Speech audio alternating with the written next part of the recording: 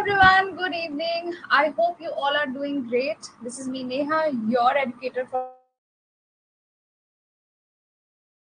আমার অডিওটা ক্লিয়ার কিনা আর আমার স্ক্রিন ভিজিবল কিনা একবার একটু ফিডব্যাক দিয়ে দাও for those who are there in the session just let me call out your names good evening Soumen Bidhan Subrata Sumana Ritaja and সূচনা অঙ্কিতা পার্থ মৌমিতা আরো আছে সৌভিক আছে প্রিয়াঙ্কা দৃষ্টি মমিতা বর্ধন আছে রিমা অর্পিতা আবার চন্দ্রদীপ সৌমেন বলছে ক্লিয়ার আছে বিধানও বলছে ক্লিয়ার আছে ঠিক আছে গাইস তো উত্তম বলছে ক্লিয়ার আছে ম্যাম আজকে একবার আরিয়াহান্তের বুকসের ফ্রন্ট পেজটা কাইন্ডলি দেবেন আচ্ছা আমি দিইনি আমাকে কেউ একজন না পাঠিয়েছিল আরিয়াহান্তের বুকসের ফ্রন্ট পেজটা মানে আমাকে হোয়াটসঅ্যাপ করেছিল আমি তাহলে একবার দিয়ে দেবো ওটাই ও যেটা করেছিল ঠিক আছে দেখো আমি আজকে আফটার ক্লাস নোটস আপলোড করব নোটসটা ইংলিশ ভার্সনে আছে বাংলা ভার্সনটা সূচনা পাঠিয়েছিলে না আচ্ছা আচ্ছা হ্যাঁ গো সূচনা আমাকে যেটা পাঠিয়েছিল ওটাই তো যেটা বলছি যে আফটার ক্লাস দেখবে যে একটা নোট আপলোড হয়ে গেছে সেই নোটটা তোমাকে পড়তে হবে এবং ওটা ইট ইজ তো সেইটা আপাতত আগে ইংলিশ ভার্সনেরটা আপলোড হবে এখানে কি কেউ আছো বাংলা ভার্সনও আপলোড হবে আমাকে একটু টাইম দাও 2 থেকে 3 দিন তারপর আমি বাংলা ভার্সনেরটা আপলোড করব বিকজ বুঝতেই তো পারছো এথিক্স এর বাংলা বই নেই so if I am doing so I will be the first one to do so এই মুহূর্তে ঠিক আছে তো সবার আগে এই এথিক্স এর আমি একটা পেপার আপলোড করে দেবো ভার্সন আছো 2 থেকে 3 দিন টাইম দেবে ইংলিশ ভার্সনদের জন্য আজকেই আপলোড হয়ে যাবে ওই জিনিসটাকে আমি জাস্ট বাংলা ট্রান্সলেট করে দিয়ে দেবো ওটাকেই এবারে তোমরা রেফারেন্স হিসেবে পড়তে শুরু করবে আচ্ছা ম্যাম কথা কি সবার মাঝে মাঝে আটকে যাচ্ছে বাংলা দেবো তো বাংলা দিলেও ভালো হয় না না I am bound to give notes in Bengali আমাকে দিতেই হবে বাংলা ভালো হওয়ার ব্যাপার নেই তো কেটে যাচ্ছে এ আবার কি ঝামেলা গো আমি প্রথম কথা তো আগে ইংলিশটা দিয়ে দিই এবার একটু দেখো তো ইজ ইট ক্লিয়ার নাও আমি একটু ফ্যানটা অফ করি তাহলে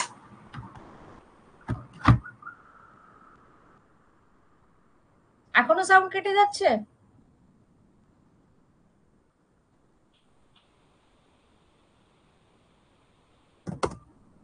নাও নেটওয়ার্ক ইস্যু তো বুঝতেই পারছি এখন ঠিক আছে তো ঠিক আছে ওকে ওকে তো যেটা বিষয় যেটা বলবার তোমরা আফটার ক্লাস ওটাকে একটু দেখবে সবটা পড়তে যেও না কারণ সব আমি কভার তো এখন অবধি করাবো না মানে একটা ক্লাসে তো হবে না আমি আমার এই ক্লাসের আজকে যেটুকু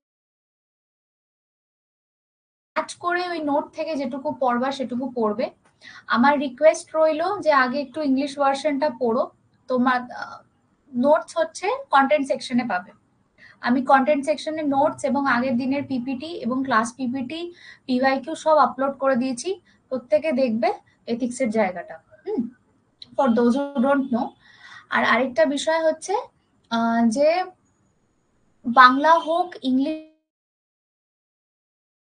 করবো আফটার ক্লাস একটু পড়ে দেখো ঠিক আছে যদি ইফ ইউ ফিল লাইক কি English is easy for you তো তাহলে গো ফর ইংলিশ বাংলা ইংলিশের মধ্যে যদি তোমার লেখার দক্ষতা 19 আর 20 হয় তো তাহলে যদি তোমার ইংলিশ 19 আর বাংলা 20 হয় তাহলে আমি বলবো একটু কষ্ট করে একবার ইংলিশে লেখার চেষ্টাটা করো ঠিক আছে মৌমিতা একটু ধৈর্য ধরো আবার কেটে যাচ্ছে একটু দাঁড়াও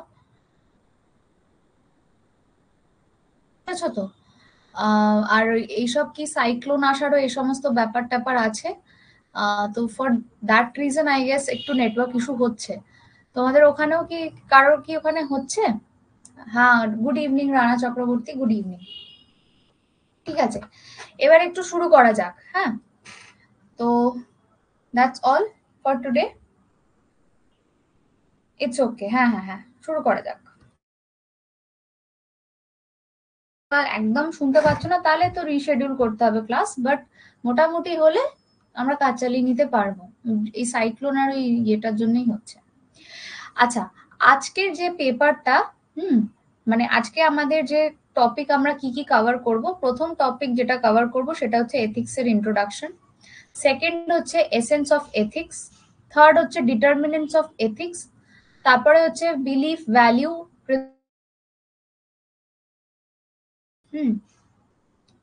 আর হচ্ছে স্টেজেস অফ মরাল ডেভেলপমেন্ট। তোমরা কি করবে, আমার এইটা তো আমি অ্যানোটেটেড জিনিসটা আপলোড করেই দেব। আজকের ক্লাসের পর এই জায়গাটার সাথে একবার সিলেবাসটাকে ম্যাচ করাবে, দেখবে যে ম্যাম সিলেবাসের কোন জায়গাটা আজকে পড়ালো, তো ওখানে টিক করে নেবে যে হ্যাঁ এই জায়গাটা পড়ানো হয়ে যাচ্ছে। আমি একদম সিলেবাস ধরে ধরেই জিনিসগুলো করাবো, কিছু একটু এক্সট্রাও করিয়ে দেবো, মানে একটু বুঝে করবে, এক্সট্রা কিছুই করাবো না। বেসিক্যালি যেগুলো হয়তো সিলেবাসে মেনশন নেই বাট পড়তে হবে, আমি সেই টপিকগুলো এখানে মেনশন করে দেবো, তো সেই অনুযায়ী একবার একটু দেখে নেবে, সিলেবাসের সাথে ম্যাচ করিয়ে নেবে। বিফোর গেটিং স্টার্টেড আমি একটা জিনিস জিজ্ঞেস করবো, কতজন পিওয়াইকিউ অ্যানালিসিস সেরে ফেলেছো, যেটা আমি লাস্ট উইকে বলেছিলাম। তোমাদের মধ্যে কতজন পিওয়াইকিউ অ্যানালিসিস করেছো, অন্তত থিওরি পার্টটার?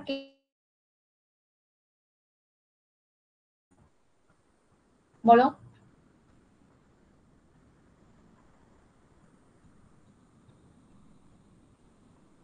আদৌ কি করেছো তোমরা থিওরি পার্টটার অ্যানালিসিস? যেরকম ভাবে আমি বলেছিলাম, তোমাদের হোমওয়ার্ক দিয়েছিলাম আমি, এই পুরো গোটা উইকে পিওয়াইকিউ অ্যানালিসিস কমপ্লিট হয়নি এখনো ম্যাম, এতদিনে হয়ে যাওয়া উচিত ছিল, অন্তত থিওরি পার্টটা হয়ে যাওয়া উচিত ছিল।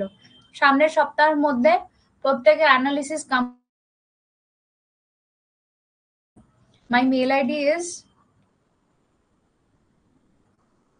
psychology neha 2023@gmail.com। ঠিক আছে, এখানে by 30th of May 30th of May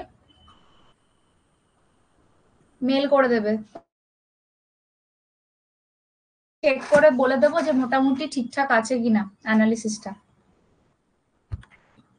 PYQ analysis important, হ্যাঁ, প্রত্যেকে করে আমাকে পাঠিয়ে দেবে, তাহলে তোমাদের একটা তাগিদও থাকবে করবার। চলো শুরু করা যাক। এটাতে তো আমি আসছি, আমার প্রথম টপিকটা যেটা আজকে, which is introduction to ethics। Ethics কি, হ্যাঁ, প্রথম বিষয়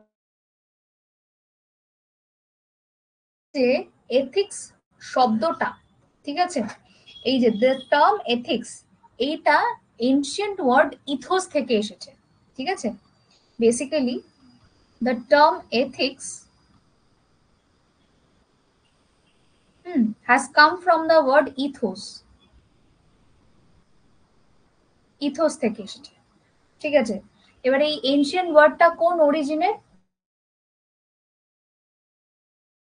এটা একটা গ্রিক ওয়ার্ড, তাহলে এথিক্স ওয়ার্ডটা গ্রিক ওয়ার্ড ইথোস থেকে এসেছে, যার মানে বেশ কিছু জিনিস। ইথোস শব্দের অর্থ কি? ইথোস শব্দের অর্থ, প্রথম কথা হচ্ছে ইট ক্যান বি কাস্টম,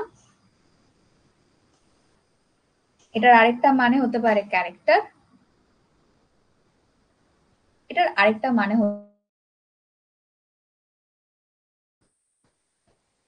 ঠিক আছে, কাস্টম মানে রিচুয়াল, ক্যারেক্টার মানে তোমার চরিত্র, ডিসপোজিশন মানে তোমার টেম্পারামেন্ট। দেখবে আমরা কেউ কেউ থাকি, ঠিক আছে, যাদের ইনার দেখবে কেউ কেউ আছি যারা একটু ভগবান বা আধ্যাত্মিক জিনিসপত্র শুনতে ভাল লাগে, তারা দেখবে তারা একটু আধ্যাত্মিক মুভিও দেখতে পছন্দ করে। আবার কিছু কিছু আছে দেখবে তারা খুব থ্রিলার দেখতে পছন্দ করে, জিনিস প্রেফার করো, ঠিক আছে। ফর এক্সাম্পল তুমি দেখবে যে যারা একটু আর্মি টার্মি বা ওই মানে একটু আপব্রিঙ্গিংটা যাদের একটু আর্মি ফ্যামিলিতে, তারা দেখবে একটু মানে তাদের ডিসপোজিশনটা একটু দেশ সেবার প্রতি একটু বেশি হয় আমাদের তুলনায়। বিউরোক্র্যাটদের বাচ্চাগুলো যদি বিউরোক্র্যাটরা ওই মাইন্ডে বড় করে, তো দেখবো ওদের ডিসপোজিশন গুলো একটু আলাদা হয়। আমরা যারা মনে করো সাধারণ ফ্যামিলি বা আর্মি ফ্যামিলি, ওরা আমাদের একরকম হয়। তো এই জিনিসগুলোকে বলে হচ্ছে ডিসপোজিশন। অলরাইট, তো এথিক্স ওয়ার্ডটা এনশিয়েন্ট গ্রিক ওয়ার্ড ইথোস থেকে এসেছে, যার মানে হচ্ছে কাস্টম, ক্যারেক্টার আর ডিসপোজিশন। ঠিক আছে, বেসিক্যালি ঠিক আছে, এইটাকে এথিক্সকে মরাল ফিলোসফিও বলা হয়। কি বলা হয়? মরাল ফিলোসফি। ওকে, এটাকে মরাল ফিলোসফিও বলা হয়। কিসের জন্য এটাকে মরাল ফিলোসফি বলা হয়? কারণ এথিক্সের ফোকাস দুটো জিনিসের ওপর বরাবর থেকে এসেছে। বিকজ মরাল ফিলোসফিও বলা হয় কারণ এর ফোকাস দুটো জিনিসের ওপর থেকে এসেছে। প্রথম জিনিস, এক, যে রাইট কন্ডাক্ট করতে হবে। ঠিক আছে, এথিক্সের বিষয়টাই হচ্ছে আমাকে আমার কর্ম, মেরে করম সহি রাখনে হোক, উল্টো পাল্টা কাজ আমি করব না, এবং I have to have a good life. ঠিক আছে, তো রাইট কন্ডাক্ট এবং গুড লাইফের ওপরেই এই এথিক্সের বিষয়টা দাঁড়িয়ে আছে। নাও রাইট আর গুড দুটোর মধ্যে না একটা ডিবেট আছে। ঠিক আছে, সেই ডিবেটের একটা ছোট্ট আমি এসেন্স দিই। দুটো ফিলসফার আছে। ঠিক আছে, একটা ফিলসফারের নাম হচ্ছে ইমানুয়েল কান্ট,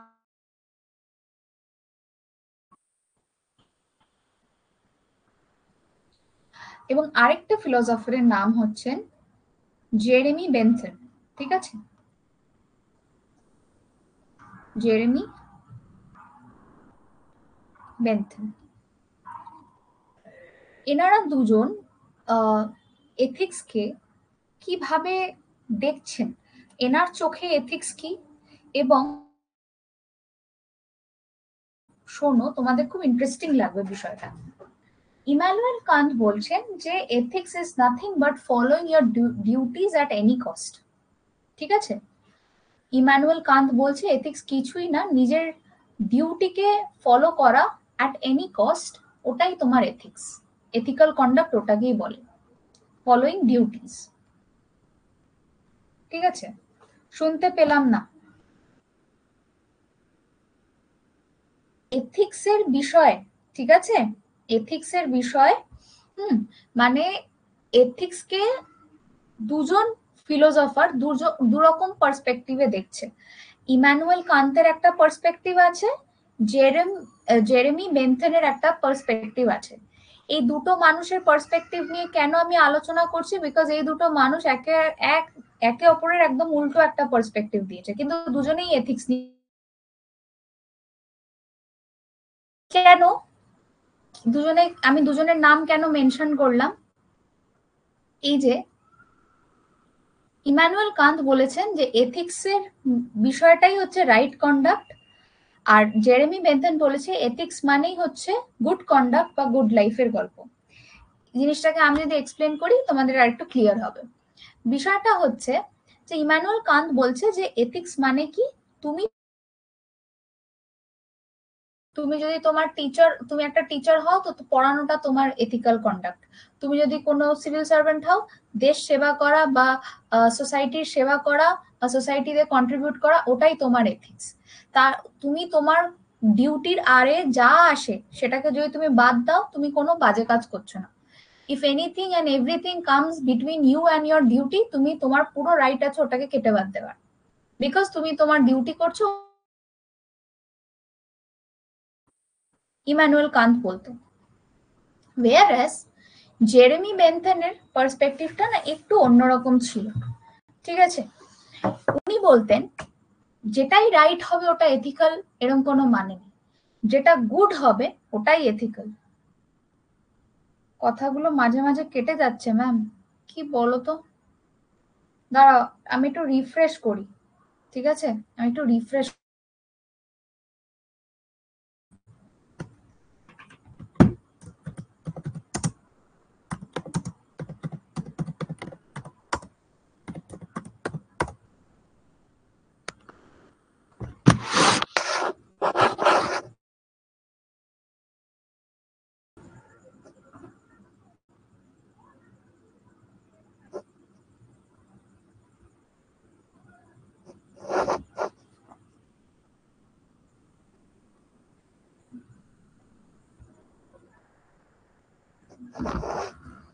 এটা ঠিক আছে?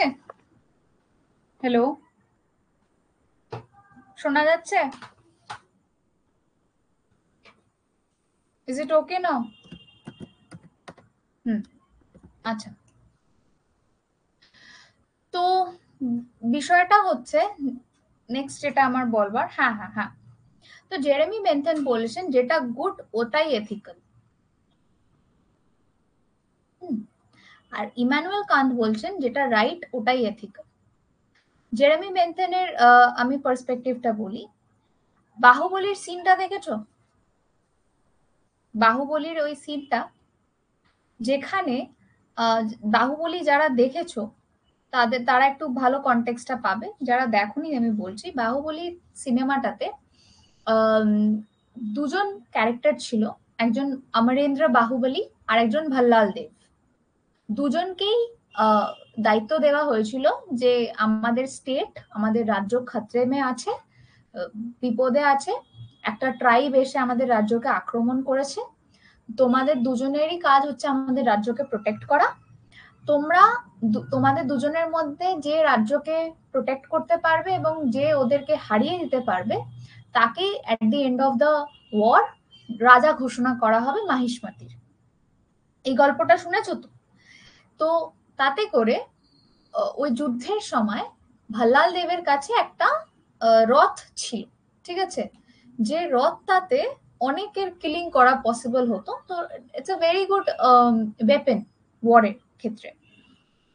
আর সেখানে বাহুবলীও নিজের মতন করে কাজবাজ করছিল বা চেষ্টা করছিল যেভাবে ট্রাইবটাকে আটকা, মানে যে আর কি অ্যাটাকিং ট্রাইব আছে, যে যাদের বা এনিমিকে পরাস্ত করার চেষ্টা করছিল। তো ভল্লাল দেব কি করলো, ও ফাইট করতে গিয়ে ও এমন একটা অ্যাটাক করেছিল যাতে করে ওদের রাজ্যের কিছু সিভিলিয়ানও মরে গেছিল।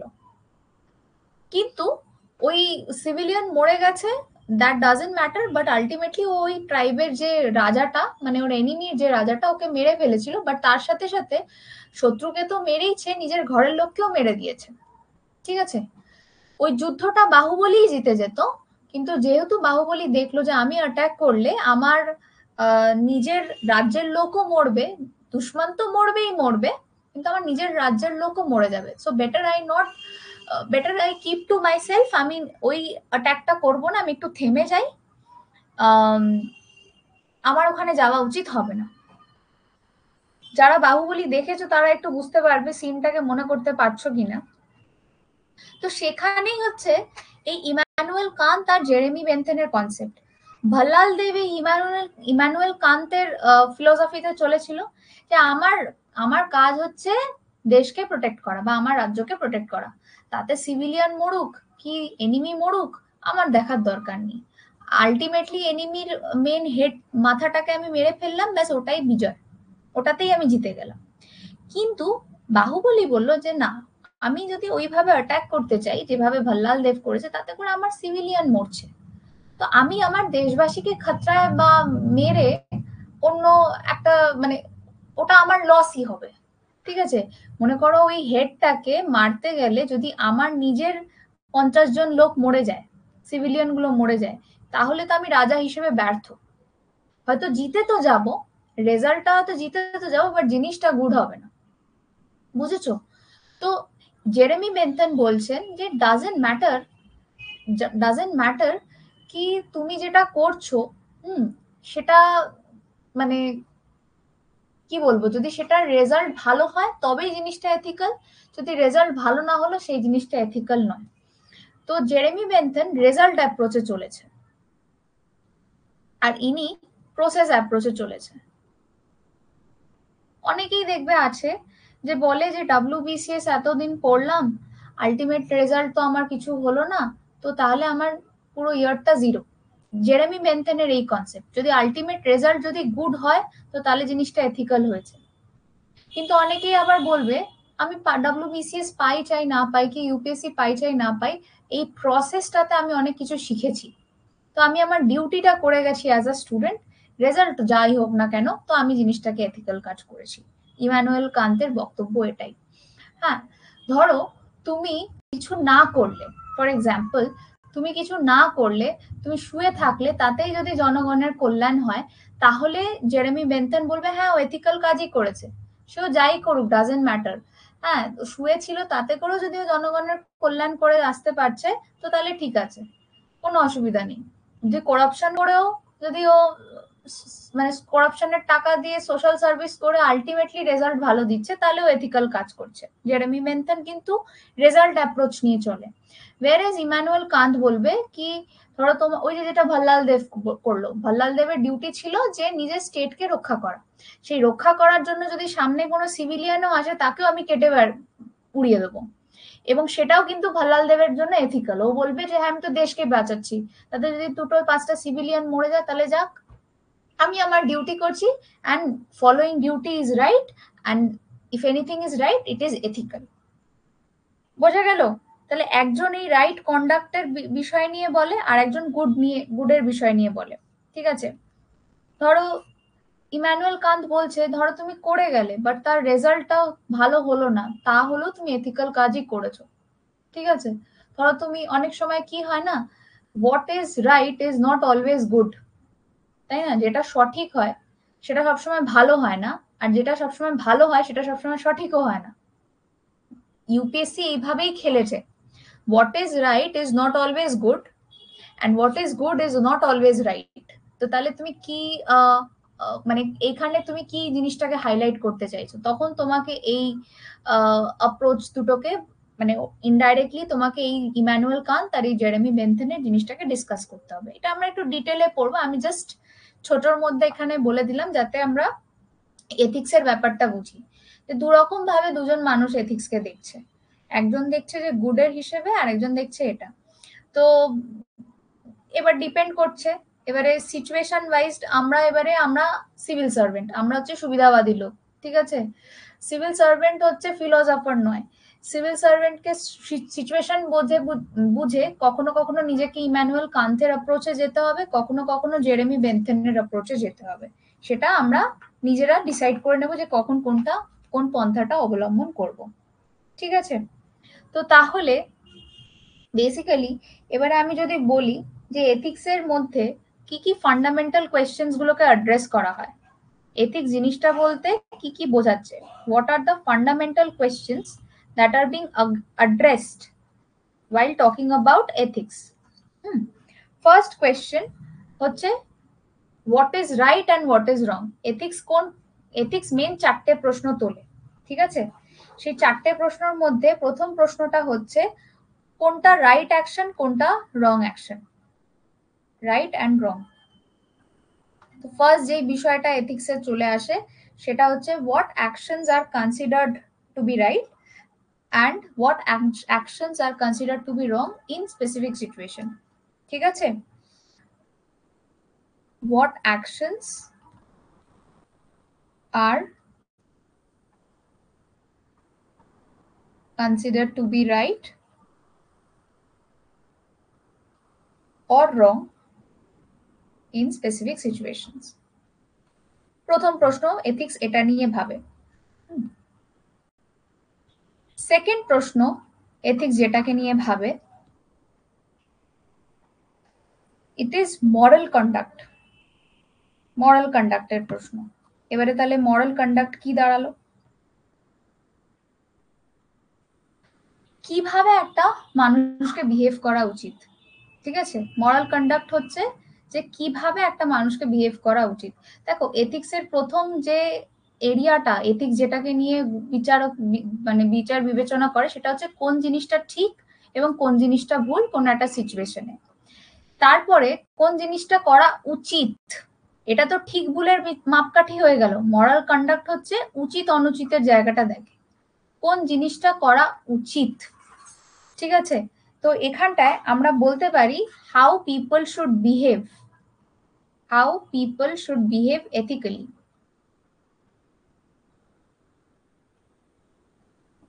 এখানে আরেকটা বিষয় I would like to highlight, ethics শুধুমাত্র ভুল আর ঠিকের বিচার নয়।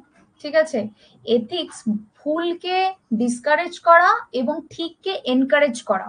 ঠিক আছে, এটার মরাল কন্ডাক্ট বলতে বেসিক্যালি যেটা বোঝায় এনকারেজিং দ্য রাইট কন্ডাক্ট বা right thing.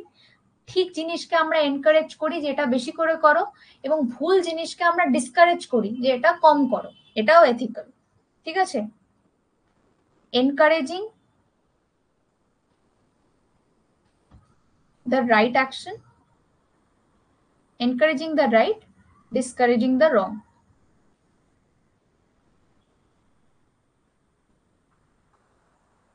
All right. Acha. Third point, and it is काफी important, rights and responsibilities. Ethics যে জিনিসটাকে বলে rights and responsibilities.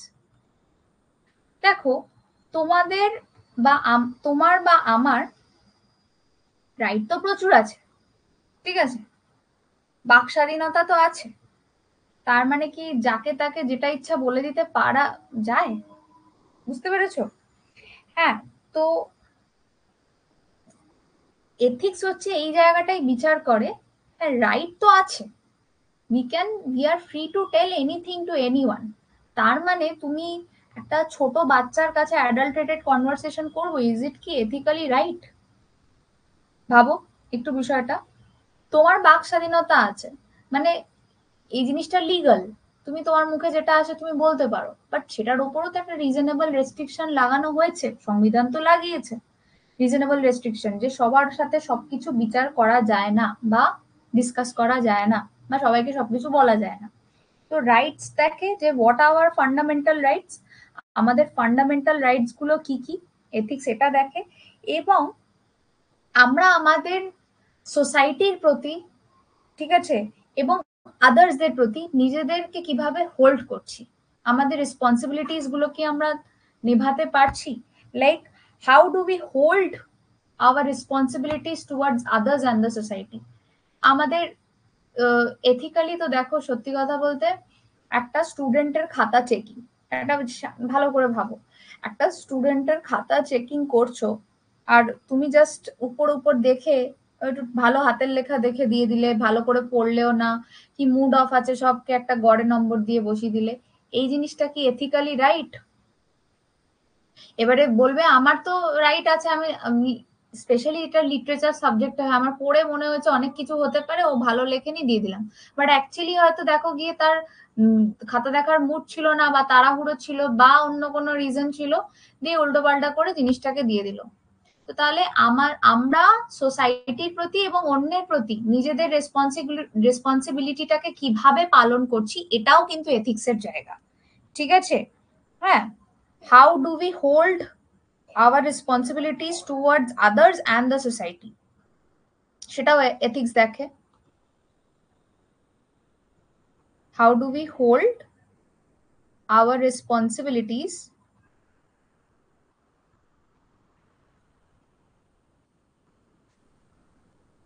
towards others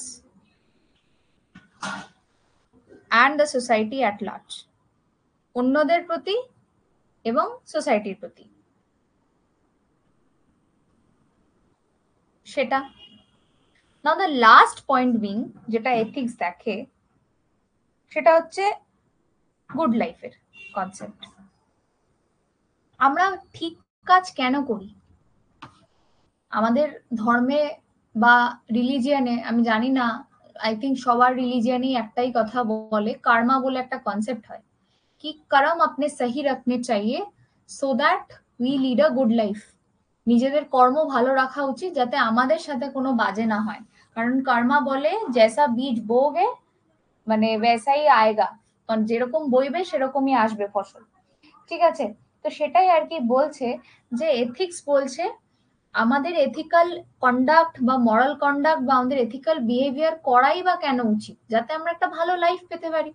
ভাবো না, যদি সবাই এথিক্স মেনে চলে তাহলে তো দুনিয়াতে অশান্তিই হবে না। মিউচুয়াল গোল কি আছে সবার, যে ভালো থাকবো জীবনে, আর উল্টো পাল্টা কাজ করে তো তুমি ভালো থাকতে পারবে না। ডেফিনেটলি, যদিও আজকের ডেটে লোকে উল্টো পাল্টা কাজ করেই ভালো আছে, সেটা আলাদা বিষয়, কিন্তু আমাদেরকে তো একটু এথিক্যাল অ্যাঙ্গেল থেকে ভাবতে হবে। হ্যাঁ, তো যেটা আর কি বলছে, যে কিভাবে একটা গুড লাইফ কনস্টিটিউট করা যায়, এবং ওই গুড লাইফ কে অ্যাচিভ করতে গেলে যা যা করতে হয়, এথিক্স সেটা নিয়ে ভাবে। How to get a good life how to build a good life,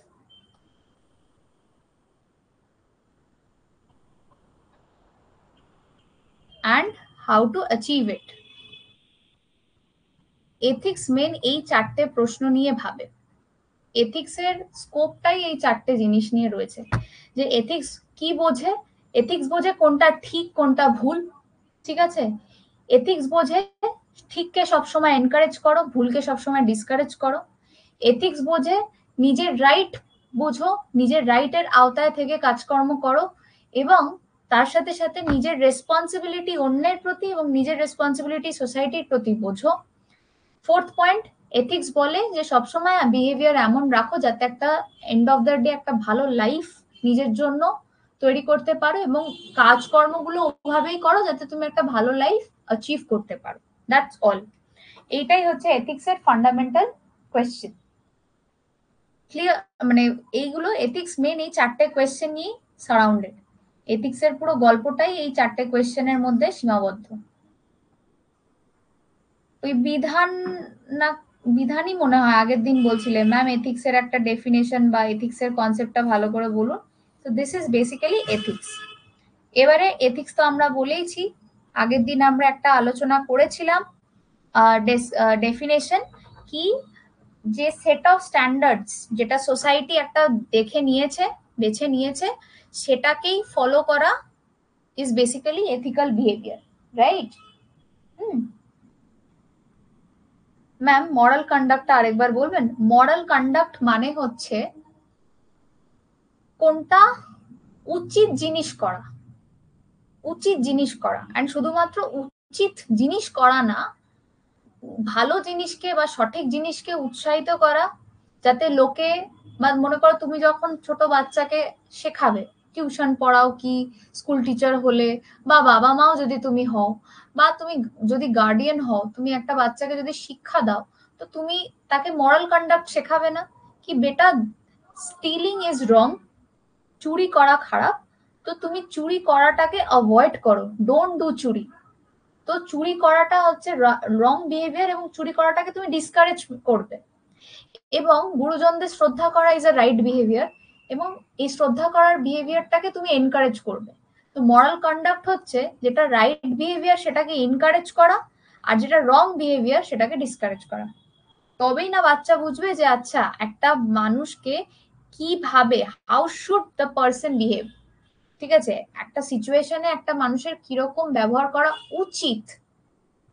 দেখো, ব্যবহার করা উচিত আর আমরা কিরকম ব্যবহার করি দুটোর মধ্যে তফাৎ আছে। কোনো সিচুয়েশনে মাথা ঠান্ডা রেখে কথা বলা উচিত, কিন্তু আমরা কি সবসময় ঠান্ডা রেখে কথা বলতে পারি? যে কোনো সিচুয়েশনে মার্জিত ভাষায় কথা বলা উচিত, কিন্তু আমরা কি সবসময় মার্জিত ভাষায় কথা বলি মাথা গরম হলেও? তো এইটা কোনটা উচিত সেই জিনিসটাকে প্রমোট করা, আর কোনটা অনুচিত সেই জিনিসটাকে ডিসকারেজ করা, এটাই বেসিক্যালি মরাল কন্ডাক্ট। আশা করি কারোর এত কোনো ডাউট নেই এথিক্স এর ফান্ডামেন্টাল কোয়েশ্চেনে। নেক্সট এবারে আমরা যেটা পড়ব সেটা হচ্ছে এসেন্স অফ এথিক্স। হলো, আমরা ইন্ট্রোডাকশন টু এথিক্স করে নিলাম। এবারে আমরা যেটা পড়বো সেটা হচ্ছে এসেন্স অফ এথিক্স। মানে এথিক্স এর মধ্যে বা এথিক্স এর বলতে পারো ক্যারেক্টারিস্টিক্স, বা এথিক্স এর মধ্যে মেইনলি আছেটা কি যদি বলতে চাই, এসেন্স অফ এথিক্স। হলো ক্লিয়ার? ঠিক হ্যাঁ। তো বেসিক্যালি এথিক্স কি রকমের হয়, ঠিক আছে, এথিক্স জিনিসটার ক্যারেক্টারিস্টিক্স কি আছে। ফার্স্ট হচ্ছে এথিক্স হয় নরম্যাটিভ, ঠিক আছে। The first point being ethics is নরম্যাটিভ।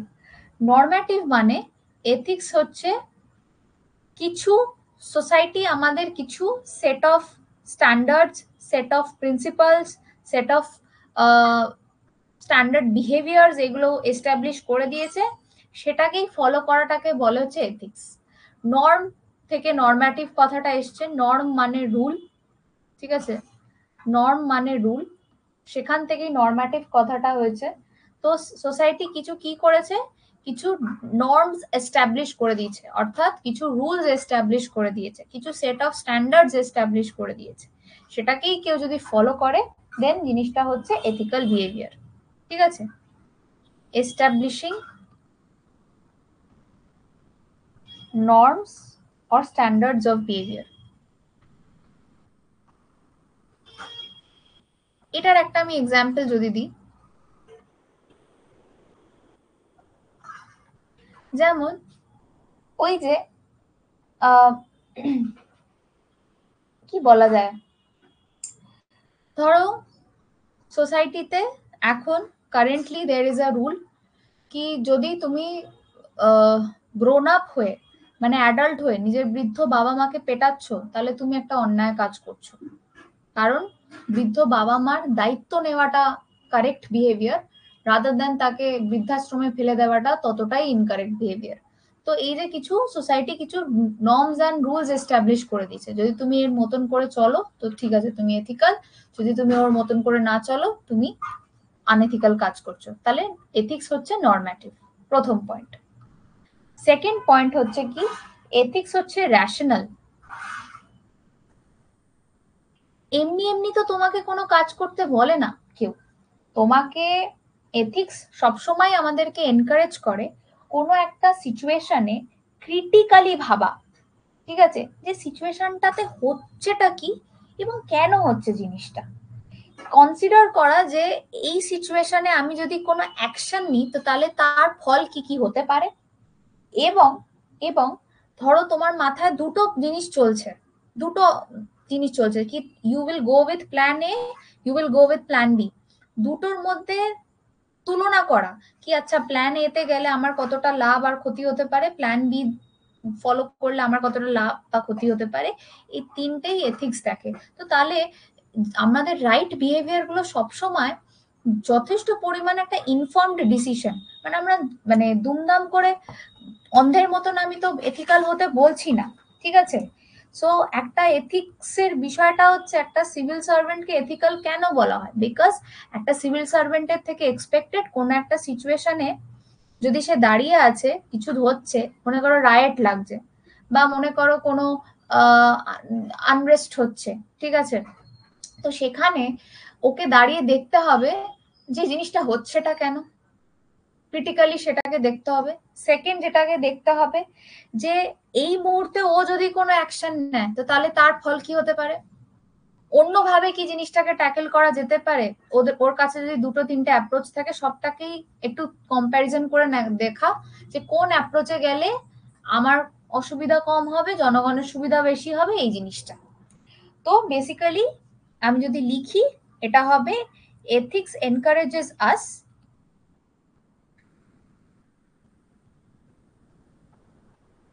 to think critically about situations, to think critically about situations। এগুলো সব নোটে আছে, ওই যে নোটটা আমি আপলোড করব এটা স্টিল আমি দিয়ে দেবো, একটা হ্যান্ড আউট হয়ে যাবে তোমাদের, স্টিল সব নোটে আছে। হ্যাঁ, about situations, considering the potential consequences of our actions, আমরা যদি কোনো অ্যাকশন নিই তার ফল বা কনসিকুয়েন্স কি হতে পারে, রেজাল্ট কি হতে পারে সেটাকে কনসিডার করা।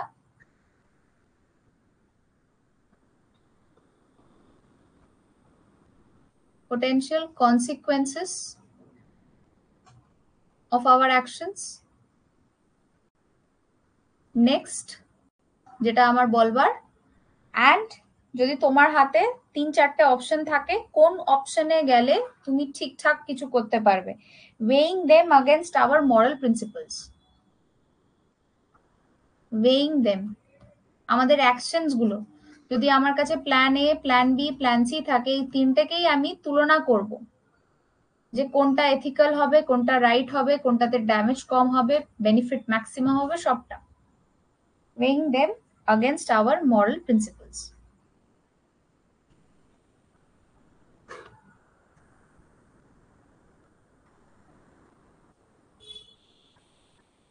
বলো কি বুঝলে না মৌমিতা, আমি কি বোঝাতে পারছি না তোমাদেরকে এই দুটো পয়েন্ট। একটা নরম্যাটিভ মানে এথিক্স মানে হচ্ছে কোনো একটা নর্ম বা কোনো একটা স্ট্যান্ডার্ড বিহেভিয়ারকে যেটা সোসাইটি আমাদের ওপর চাপিয়ে দিয়েছে সেটাকে ফলো করে চলা হচ্ছে এথিক্স। তুমি ডেভিয়েট করছো না, যেটা সবাই ফলো করছে সেরকমই চলছো। নেক্সট হচ্ছে র্যাশনাল, যে যখনই তুমি এথিক্যাল হবে তখনই তোমার মধ্যে এই ব্যাপারগুলো ডেভেলপ করবে যে তুমি কোনো সিচুয়েশনকে ক্রিটিক্যালি ভাববে। তুমি যদি সেই সিচুয়েশনে কিছু করতে যাও তো তাহলে সেটা করলে তার ফল কি কি হতে পারে সেটা তুমি কনসিডার করতে শিখবে। এবং এবং ধরো তোমার হাতে plan A, plan B, plan C, 3-4টে অপশন মাথায় ঘুরছে। মনে করো বন্ধুর সাথে ঝামেলা হচ্ছে, তো মাথার মধ্যে চলছে যে কি করব, এক হচ্ছে ওকে ব্লক করে দেবো, সেকেন্ড হচ্ছে আমি একটু অ্যাভয়েড করা শুরু করব, থার্ড হচ্ছে ওকে আমি মার্ডারই করে ফেলবো। তো এই তিনটে করার মানে তিনটের মধ্যে কোনটা করা উচিত, কোনটা করলে তোমার ক্ষতি ওর লাভ, হ্যাঁ, বা তোমার লাভ ওর ক্ষতি, সব ভাবনা চিন্তা করে একটা অ্যাকশনের জায়গা নেওয়া, এই জিনিসটাই হচ্ছে র্যাশনাল। এইগুলো কি এমনি এমনি হয় বলো? এথিক্স যথেষ্ট র্যাশনাল জিনিস। মানে র্যাশনাল কথার অর্থ হচ্ছে যুক্তি সহকারে হয়। আমরা যখনই কোনো অ্যাকশন নিই, প্রত্যেকটা অ্যাকশন শুড বি যুক্তিযুক্ত অ্যাকশনস। বিনা ইললজিক্যাল অ্যাকশন বা ইললজিক্যাল কথাবার্তা বলে আমরা কেন যাব? ঠিক আছে, হলো third point. Essence of ethics এর থার্ড পয়েন্ট হচ্ছে নেচার অ্যান্ড নার্চার। আমরা যে এথিক্যাল হই, ঠিক আছে, নেচার অ্যান্ড নার্চার, আমরা যে এথিক্যাল হই না, এই এথিক্যাল হওয়ার পেছনে দুটো জিনিসের অবদান আছে। এক হচ্ছে নেচার, মিনস আমার জিনস বা জেনেটিক্স, ঠিক আছে। নেক্সট হচ্ছে নার্চার, সেটার মানে হচ্ছে আমার এনভায়রনমেন্ট বা আমার পারভারিশ বা আমার লালন পালন। এই দুটো জিনিসের ওপর আমাদের এথিক্যাল হওয়া না হওয়া দুটোই নির্ভর করে। সো এথিক্স হচ্ছে প্রোডাক্ট অফ নেচার আর নার্চার, ঠিক আছে। কিছুটা কুছ হাদ তাক তোমার জিন্স, হ্যাঁ, বিকজ রক্ত কথা বলে, there is a saying in Bangla কি রক্ত কথা বলে, রাইট? তো ethics is the product of nature and nurture. তো আই ক্যান সেফলি রাইট কি নেচার অ্যান্ড নার্চার থেকে এথিক্যাল পার্সন আসে, এথিক্যাল বা আনএথিক্যাল পার্সন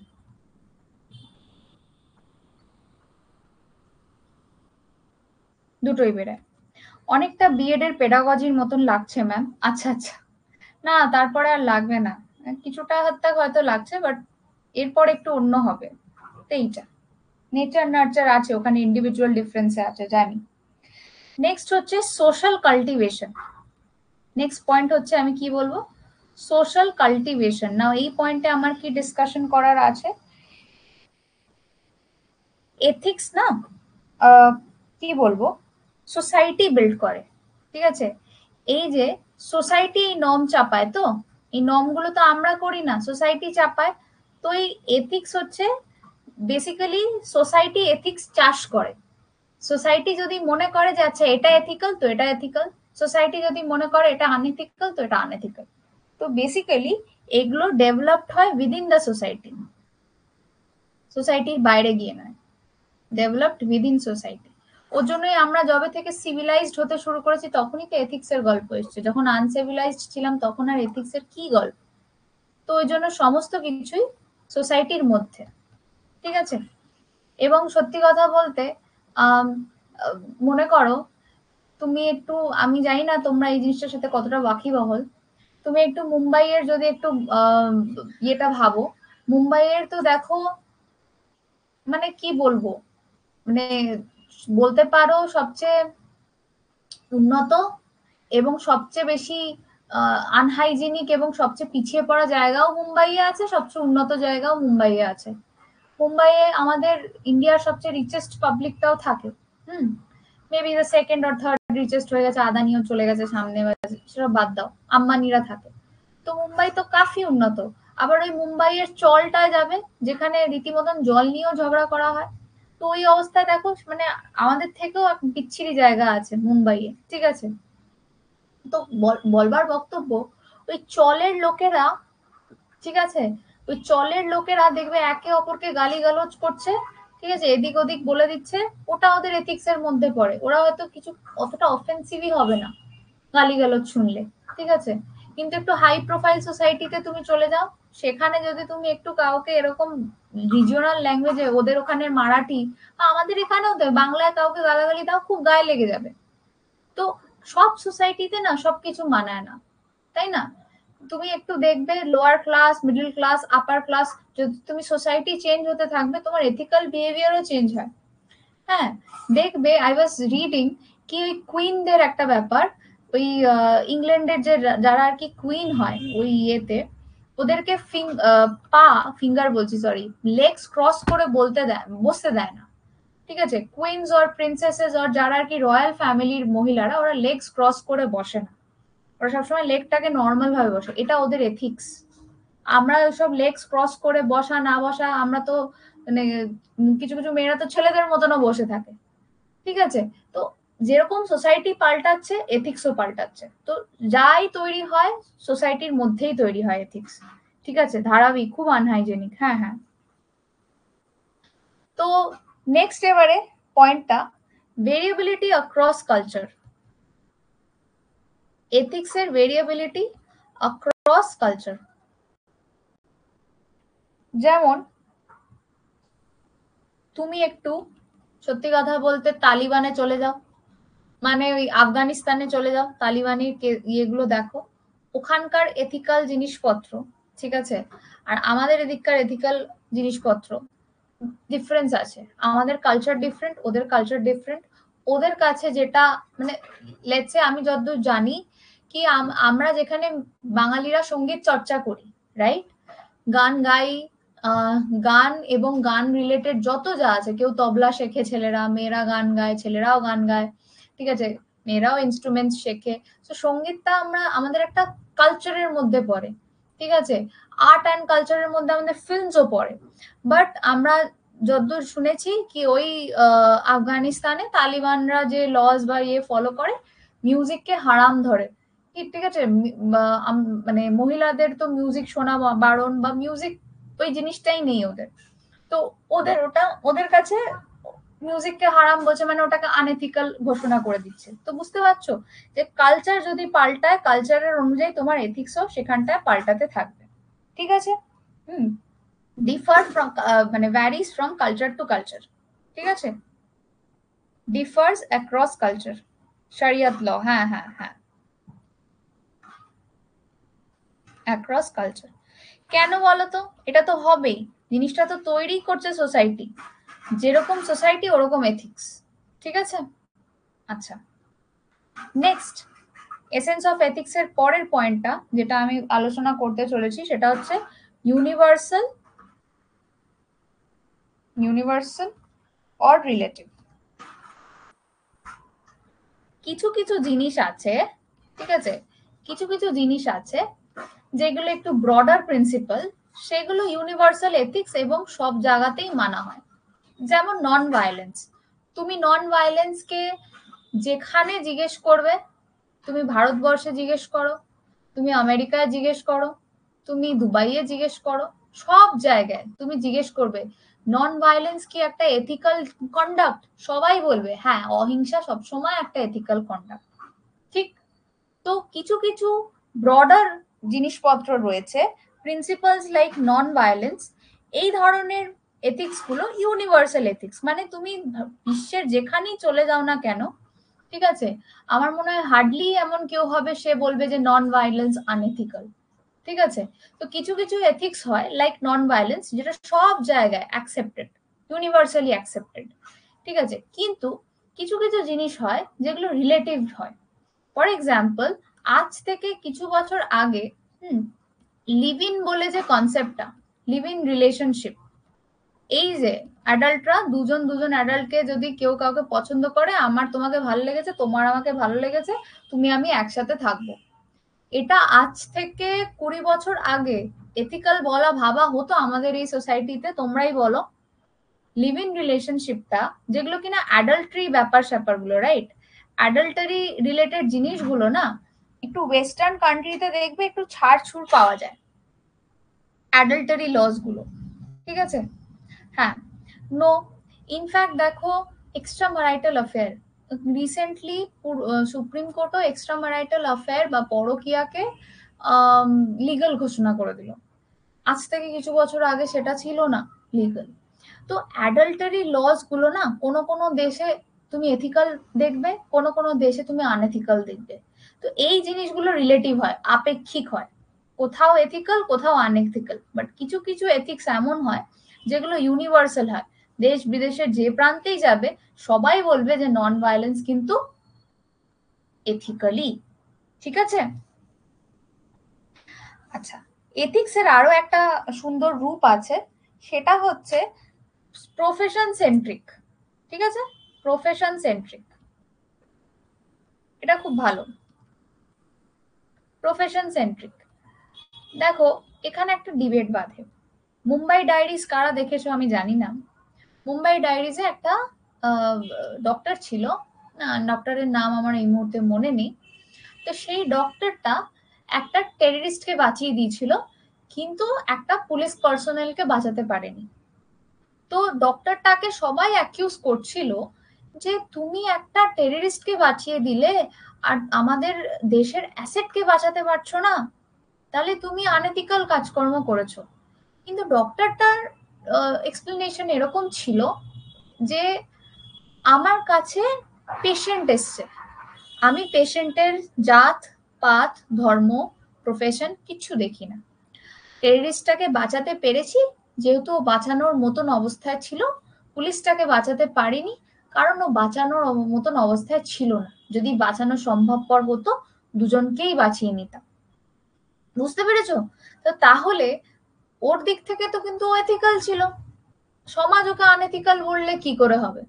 ও তো ওর প্রফেশন সেন্ট্রিক এথিক্স মনেই করেছে যে হিপোক্রেটিক ওথ, পেশেন্টকে আমি কোনোদিনও না বলতে পারবো না। বুঝতে পেরেছো? তো যেমন medical ethics specific profession centric হয়, লাইক মেডিকেল এথিক্স। বোঝা গেল? নেক্সট হচ্ছে এথিক্স ক্যান বি ডাইনামিক। এটা একটু বোঝার বিষয় আছে, যেটা আমরা সেই দিন আলোচনা করছিলাম। এথিক্স হচ্ছে ডাইনামিক। ডাইনামিক মানে হচ্ছে নট স্ট্যাটিক, মানে দিনের পর দিন ধরে এক জিনিস নেই। হুম, ডাইনামিক মানে হচ্ছে এথিক্স ইজ নট স্ট্যাটিক। তুমি ভাবো না, আজ থেকে কিছু বছর আগে লেসবিয়ানদের বিষয়গুলো, ঠিক আছে, মানে সেম সেক্স লাভটাকে আনএথিক্যাল বা ইমমরাল ধরা হতো, তাই না? গে হলে আমরা কিরকম লুক ডাউন আপন করতাম। তো এই জিনিসগুলো হতো। বাট আজকের ডেটে দাঁড়িয়ে এলজিবিটি কিউআইএ কমিউনিটির জন্য কত লজ আর কত কি পাস করা হচ্ছে। ওরা তো খুব প্রাউডলি এসে দেখবে, ওদের প্রাউড উইকও হয় না? হ্যাঁ, তো তো ওরা ওদের ওই মানে রেনবো কালারের ফ্ল্যাগ একদম হোস্ট করে প্রাউডলি নিজের লাভ এক্সপ্রেস করছে, প্রাউডলি সমাজে মুখ দেখাচ্ছে। তো আগে যেটা আর কি ট্যাবু হিসেবে ধরা হতো সমাজে, এখন সেটাকে আমরা খুব মানে ওপেন মাইন্ডেড ভাবে দেখছি। লিভ ইন রিলেশনশিপ আগে যেটাকে ট্যাবু হিসেবে ধরা হতো, এখন সেটাকে আমরা ওপেন মাইন্ডেড হিসেবে দেখছি। উল্টোটাও হতে পারে। আগে যেমন পর্দা সিস্টেম ছিল, আগে যেমন সতীদাহ প্রথা প্রথা ছিল, ওটা যেমন সোসাইটির কাল্টিভেশন ছিল, ঠিক আছে, পর্দা সিস্টেম সতীদাহ প্রথা ওটা যেমন সোসাইটির মধ্যে প্রিভ্যালেন্ট ছিল। সতী যে হবে সেই ভালো, যে সতী হতে চাইবে না সেই খারাপ, সেটা এখন আর নেই। তো বুঝতে পারছো, এথিক্স সময়ের সাথে সাথে পাল্টাবে। ঠিক আছে, আমরা যত বেশি লার্ন করব, আমরা যত বেশি গ্রো করব, আমরা যত বেশি ডেভেলপ করব, এথিক্স সোসাইটিতে চেঞ্জেস আসবে যত, টেকনোলজি যত আসবে। যেমন একটা জিনিস জানো তো, সুপ্রিম কোর্টে একটা কেস উঠেছে। হ্যাঁ, একটা লয়ের স্টুডেন্ট, ঠিক আছে, নিজের অ্যাসাইনমেন্ট চ্যাট জিপিটি থেকে করেছে। তো লয়ের স্টুডেন্টটাকে অ্যাসাইনমেন্টে নাম্বার দেওয়া হয়নি। তো ওই লয়ের স্টুডেন্টটা তার ইউনিভার্সিটির এগেনস্টে কেস করে দিয়েছিল, and that too in Supreme কোর্টেই করেছিল। সুপ্রিম কোর্ট তখন রায় দিয়েছিল যে ঠিকই আছে, not good, not bad, not good বলছি, not bad and not wrong. ChatGPT তো এসেইছে আমাদের ইউজ করার জন্য, ও ওর অ্যাসাইনমেন্ট চ্যাট জিপিটি থেকে ইউজ করেছে, তাতে ওকে না দেওয়ার কি আছে? আজকের ডেটে দাঁড়িয়েও যেখানে চ্যাট জিপিটি চলে এসেছে, সেখানেও যদি আমি ম্যানুয়াল ওয়ার্ক করি, তাহলে আমরা এগোলাম কি করে অ্যাজ আ ডেভেলপড নেশন? বুঝতে পেরেছো? তো প্রত্যেকটা জিনিসের একটা ব্যাপার আছে। হুম, তো এখানটায় বিষয়টা হচ্ছে যে এথিক্স এর জার্নিটা হচ্ছে কন্টিনিউয়াস, এক জায়গায় এথিক্স থেমে নেই। এক জায়গায় একদমই এথিক্স থেমেনি, এথিক্স চলছে।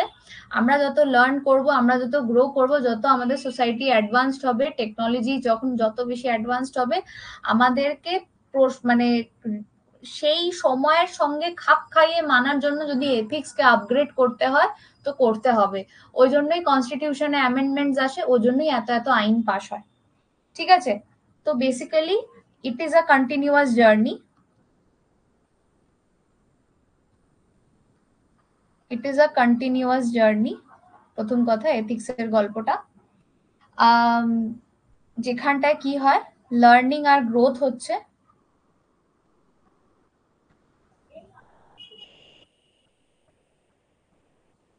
লার্নিং অ্যান্ড গ্রোথ হচ্ছে, আর যেটা কিনা ইনফ্লুয়েন্সড হয় কিসের দ্বারা, এটা ইনফ্লুয়েন্সড হয় সোসাইটির দ্বারা। এই জার্নিটা ইনফ্লুয়েন্স হচ্ছে সোসাইটির দ্বারা, টেকনোলজির দ্বারা। ঠিক আছে, কালচারের দ্বারা।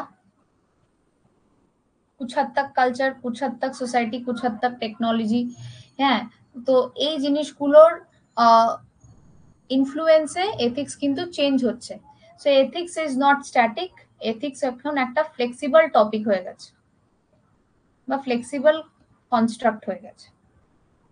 ঠিক আছে, আর এথিক্সকে বলছে যে সময়ের সাথে সাথে পাল্টাতে হবে, তো এথিক্স এখন কি অ্যাডাপ্টেবল। এথিক্স নিজেকে অ্যাডজাস্ট করতে থাকে, সময়ের সাথে সাথে অ্যাডাপ্ট করতে থাকে, অ্যাডাপ্টেবল হলো। এথিক্সের এসেন্সটাই এটাই, আমরা যদি এথিক্যাল জিনিসপত্র মেনে চলি আমাদের ক্যারেক্টার ডেভেলপমেন্ট হবে। ঠিক আছে, এথিক্সের মেন জিনিসটাই কি, এথিক্সের মেন কাজ হচ্ছে ক্যারেক্টার ডেভেলপমেন্ট। আমরা যদি সমস্ত কিছু ঠিকঠাক করি আমরা সুচরিত্রবান ব্যক্তি হব। ঠিক আছে, যাদের চরিত্রে কোনো দাগ থাকবে না, বা গুড চরিত্রের একটা ব্যক্তি হব। ঠিক আছে, বিষয়টা না হচ্ছে সমাজে এখন আর শুধু রাইট আর রংটা নেই, এই জিনিসটা একটু আমাদেরকে বুঝতে হবে। সমাজে রাইট আর রংটা এখন যত দিন যাচ্ছে এই জিনিসটা নেই। রাইটটা ইন্টারচেঞ্জেবলি গুড হিসেবে ইউজ হলেও আরো একটা যেটা জিনিস আছে, সেটা রংকে রং না বলে আমাদেরকে এভিলও বলা যায় কিছু কিছু বিষয়গুলোকে, evil.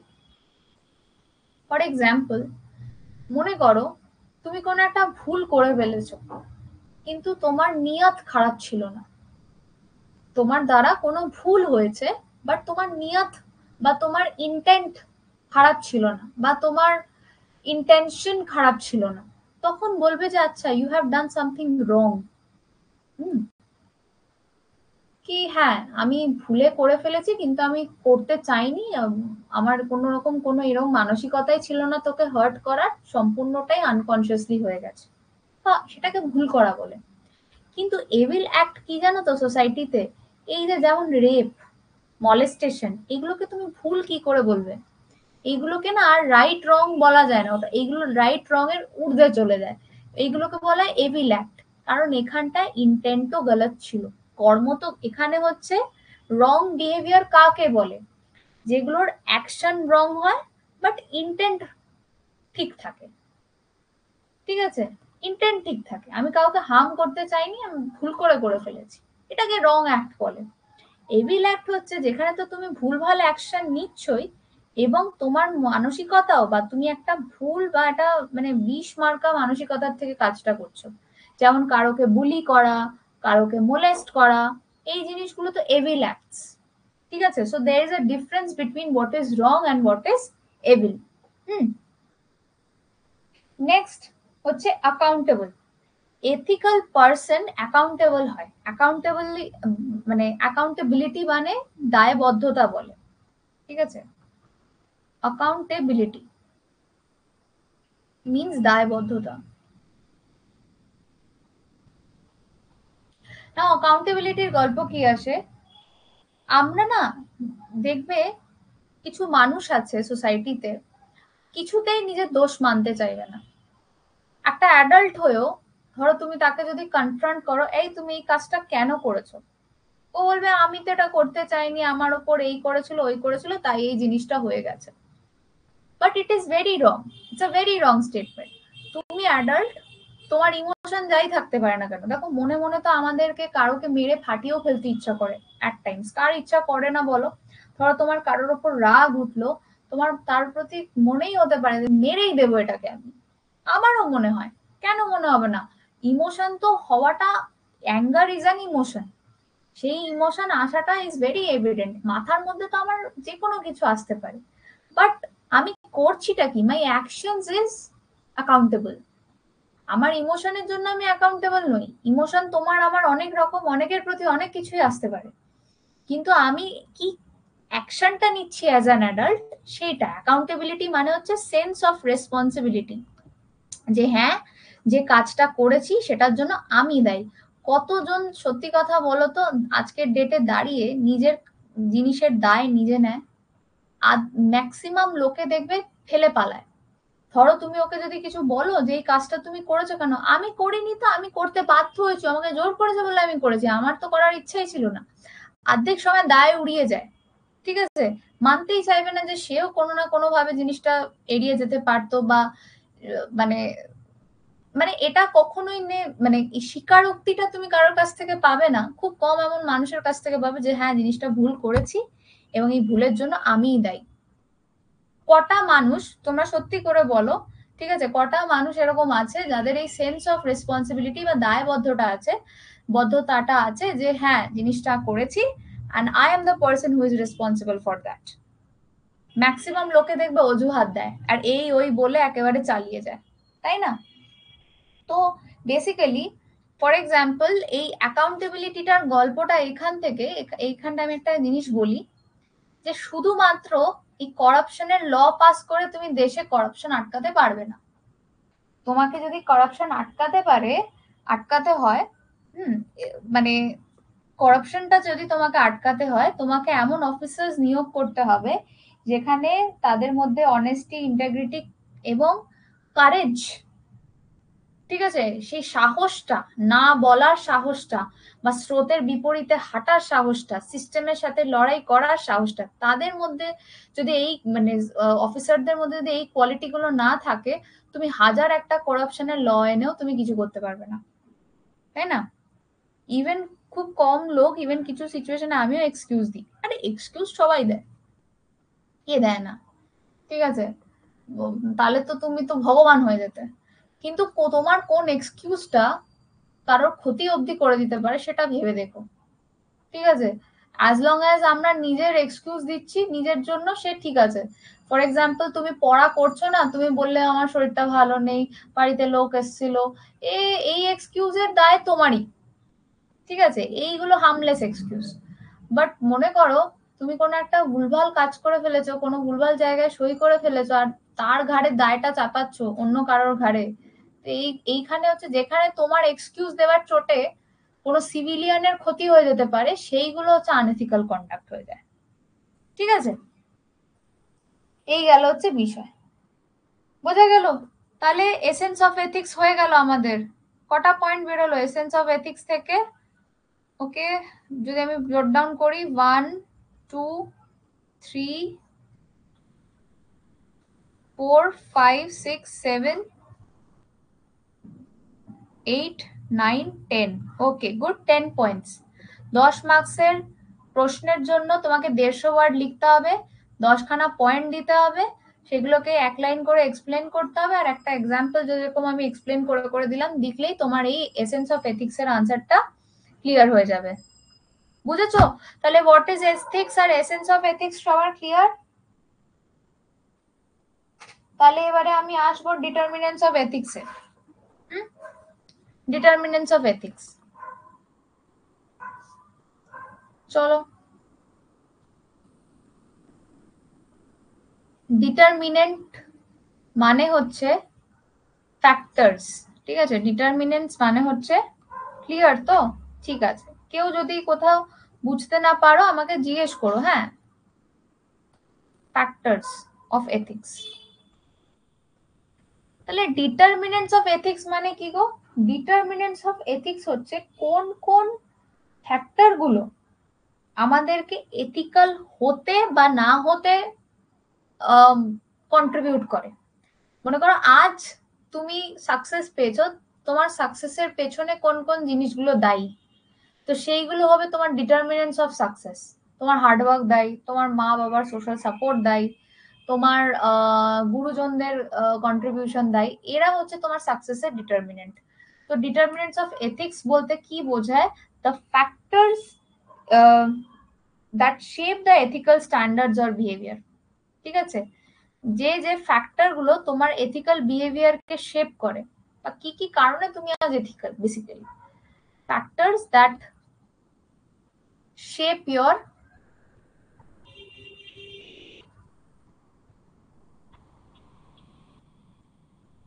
ethical standards or behavior.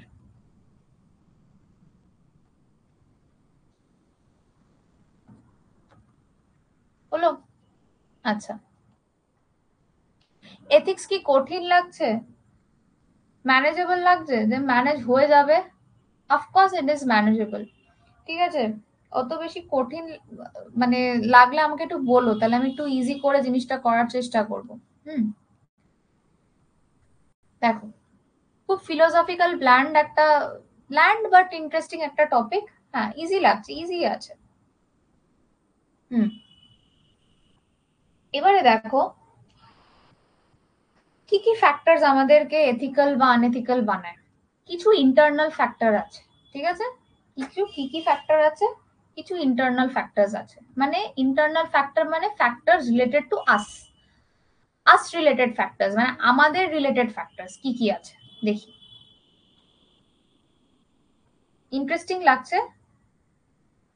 শুরুতে কঠিন মনে হচ্ছিল, এখন ঠিক আছে। আর শুরুতে তো সবই একটু ইয়ে লাগে, তাই না বলো? তুমি শুরুতে তোমার বয়ফ্রেন্ডকে কোথায় বা বুঝতে পেরেছিলে, যখন আস্তে আস্তে বুঝতে শিখে গেলে কমফর্ট হয়ে গেল। এটা দেখো। সো কিছু ইন্টারনাল ফ্যাক্টরস, কি কি ইন্টারনাল ফ্যাক্টরস আমাদের এথিক্সকে শেপ দেয়। ফার্স্ট হচ্ছে মরাল ডেভেলপমেন্ট। ঠিক আছে, মরাল ডেভেলপমেন্ট। হ্যাঁ, আর শুরুতে তুমি কি করে কেউ কারোর গার্লফ্রেন্ড বা বয়ফ্রেন্ডকে বুঝবে? তখন তো কঠিন মনে হয় যে বাবা কি হলো, বাট দেখবে একটা দুটো ডেটের পর তুমি আস্তে আস্তে বুঝতে শিখছো। নতুন সাবজেক্ট তো ওরকমই হয়, তাই না? এই জিনিসটাই মরাল ডেভেলপমেন্ট। তোমার মোরালিটি কিরকম ভাবে ডেভেলপ করা হয়েছে ছোট থেকে নিয়ে, এটার ওপর তোমার এথিক্স দাঁড়াবে। ঠিক আছে, মরাল ডেভেলপমেন্টের একটা থিওরিও হয়, সেটা আমরা পড়বো, তখন ক্লিয়ার হয়ে যাবে।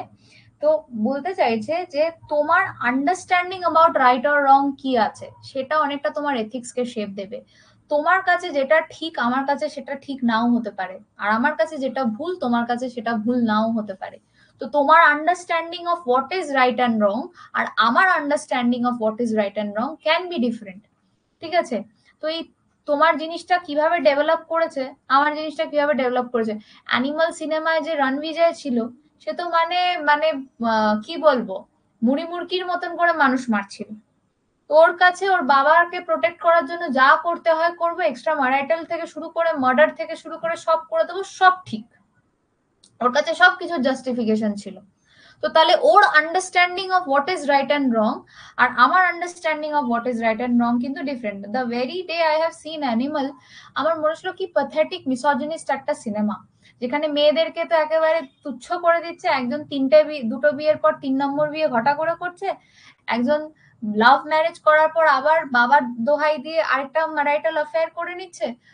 তো মেয়েদেরকে খুব টিমিড দেখিয়েছে। হ্যাঁ, এবং ছেলেদেরকে ওই অ্যালফা মেলের কনসেপ্টটা দিয়ে মানে যা ইচ্ছা তাই করছে ছেলেরা, তাই না?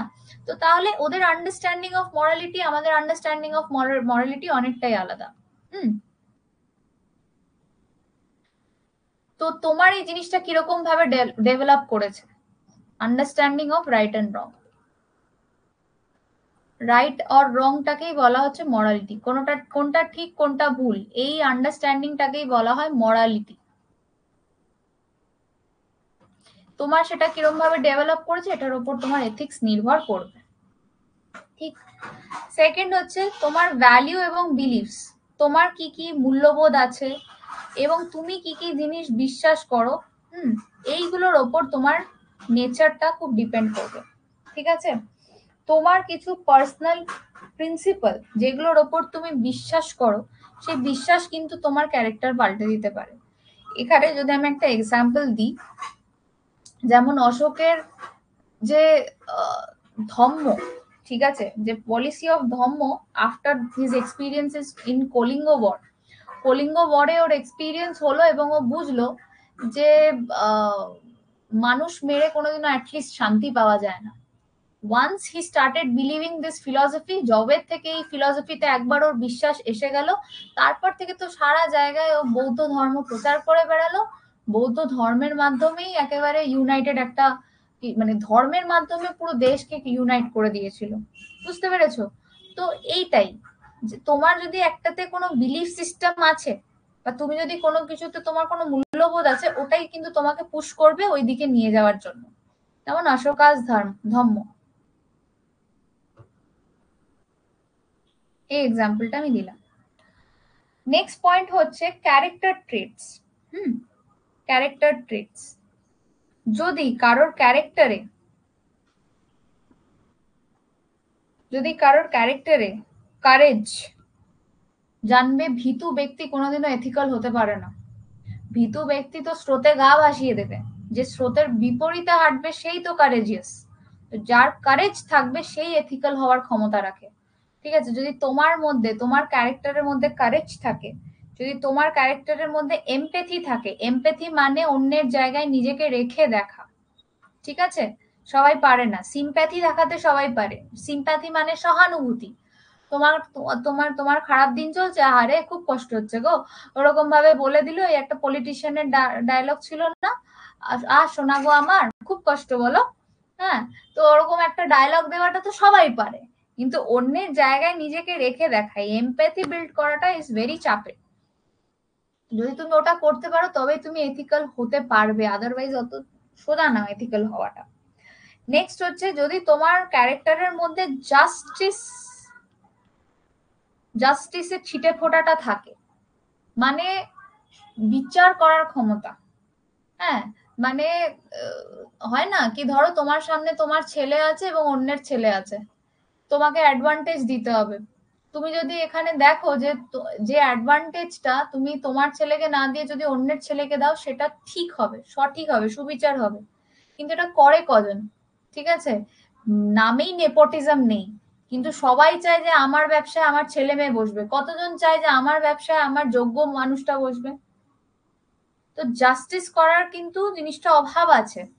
নেপোটিজমের জন্য তো নামেই খালি বলিউড বদনাম, কিন্তু নেপোটিজম কোথায় নেই তুমি এটা বলো, তাই না? কারণ জাস্টিস করার সাহসটা, মানসিকতাটা বা মানে কি বলবো মাইন্ডসেট অর্ধেক লোকের নেই, অর্ধেক লোকেরই নেই। বুঝতে পেরেছো? তো এই জিনিসটা বলতে পারো these are the factors, internal factors বা আমাদের রিলেটেড ফ্যাক্টরস, যেটা আমাদের এথিক্সকে কি করে, আমাদের এথিক্সকে শেপ দেয়।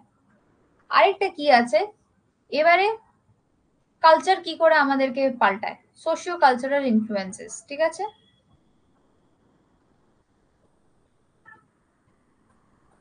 সোশিও কালচারাল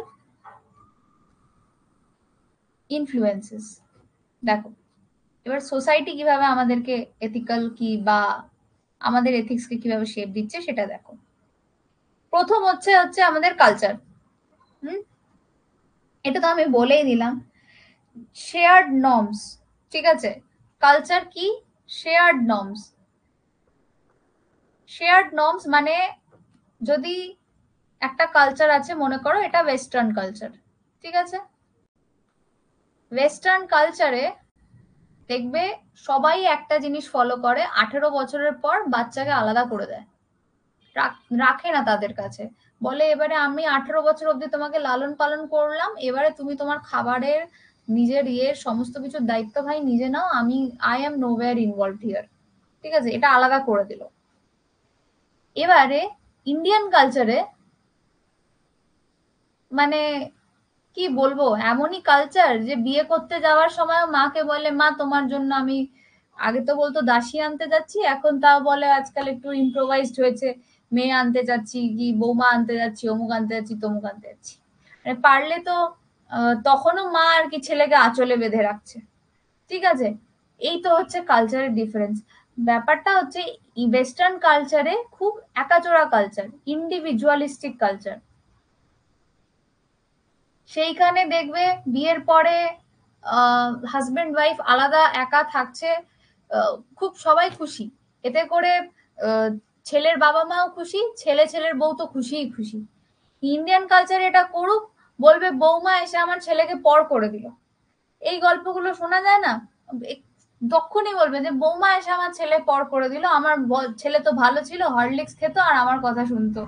তো এই জিনিসটা, ইন্ডিয়ান কালচার হচ্ছে একটু কালেকটিভিস্টিক কালচার, সবাইকে নিয়ে মানে কালেকটিভিস্টিক কালচার, সবাইকে নিয়ে চলবো।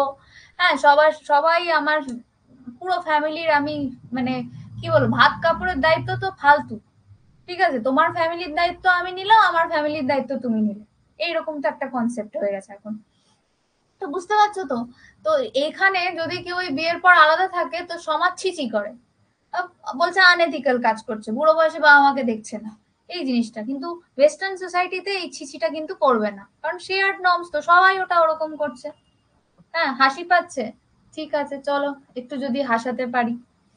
নেক্সট এবারে যেটা, সেটা হচ্ছে ফ্যামিলি অ্যান্ড আপব্রিঙ্গিং। এ তো মানে বিশাল জিনিস, বলে না পরিবার, মানে কি বলবো, আগেকার দিনে যতই হোক কিছুটা হলেও জিনিসটা সত্যি। দেখবে ছেলে মেয়ের থেকে বেশি না পরিবার দেখে বিয়ে হতো। আমি অমুক ফ্যামিলির মেয়েকে আনছি আমার বাড়ির বৌমা করে, বা আমি অমুক ফ্যামিলির ছেলেকে সাথে আমি বিয়ে দেবো আমার মেয়ের। বিকজ এরকম একটা ধারণা কি ফ্যামিলি যদি ভালো হয় এটা এক্সপেক্টেড যে ছেলেটা বা ফ্যামিলির প্রোডাক্টটাও ভালো হবে বা মেয়েটাও ভালো হবে। তো কারণ এটা তো সত্যি কথা যে ফ্যামিলি যে ভ্যালিউস গুলো বা মূল্যবোধ গুলো আমাদের ওপর ইনস্টিল করেছে, যে ফ্যামিলি যে ভ্যালিউস গুলো বা মূল্যবোধ গুলো আমাদের ওপরে কি করেছে, ইনস্টিল করেছে। ইনস্টিল মানে হচ্ছে গেঁথে দিয়েছে, সেটাই আমরা ক্যারি করব রেস্ট অফ দা লাইফ। তো ফ্যামিলির ভ্যালু ভালো হলে আমার ভ্যালুও ভালো হবে, এটাই তো এক্সপেক্টেড, আমার ভ্যালুও ভালো হবে। তো এটা দেখেই চলে। ফ্যামিলির একটা রোল তো আছে, আমার লালন পালন, আপব্রিঙ্গিং মানে হচ্ছে আমার লালন পালন যেরকম হবে, ঠিক আছে। নেক্সট হচ্ছে social groups and peers. Social groups and peers, এই বিষয়টা কি আছে দেখো। হুম, আম, বলা যায় হুম যে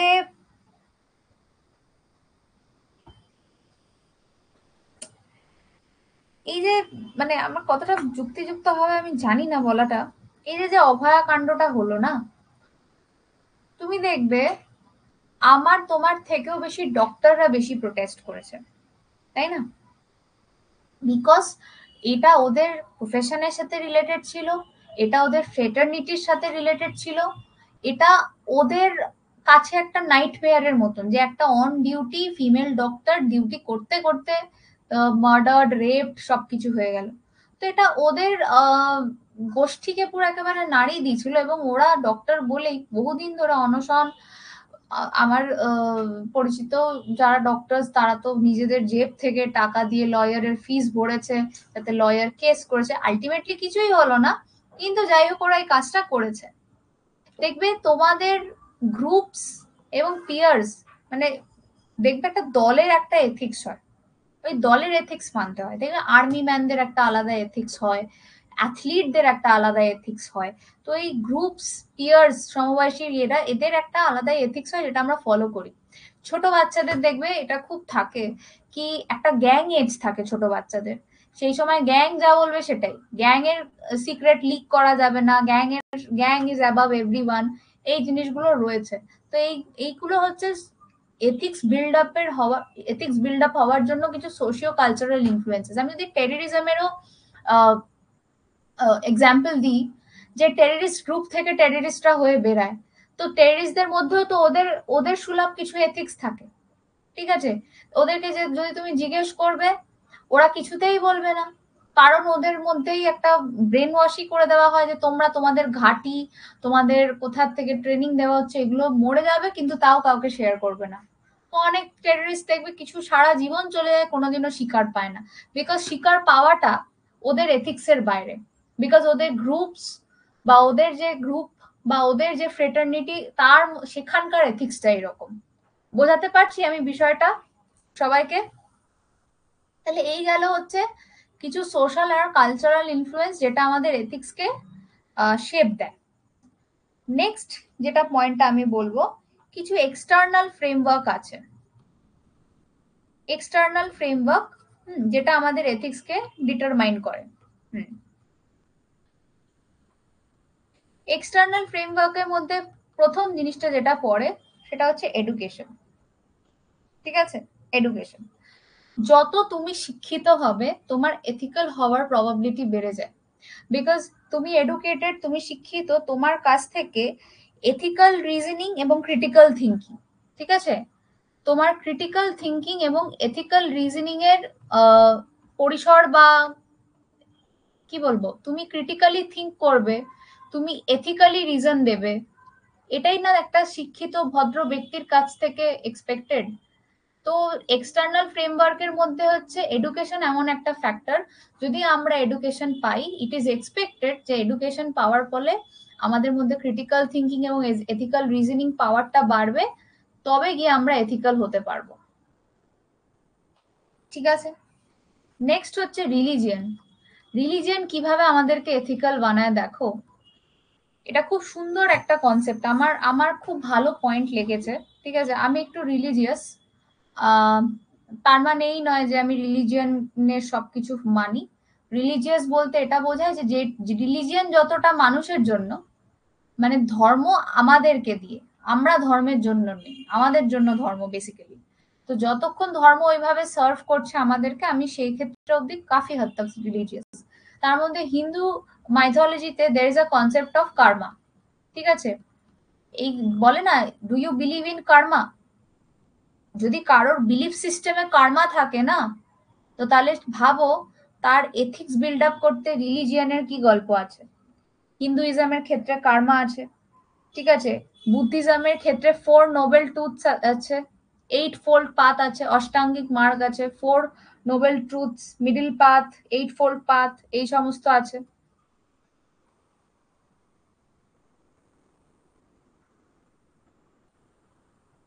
এইট ফোল্ড পাথ। তো যদি কেউ রিলিজিয়াস হয় না, ঠিক আছে, সে অটোমেটিক্যালি এথিক্যাল হয়ে যায়। So religion has a very significant role to play.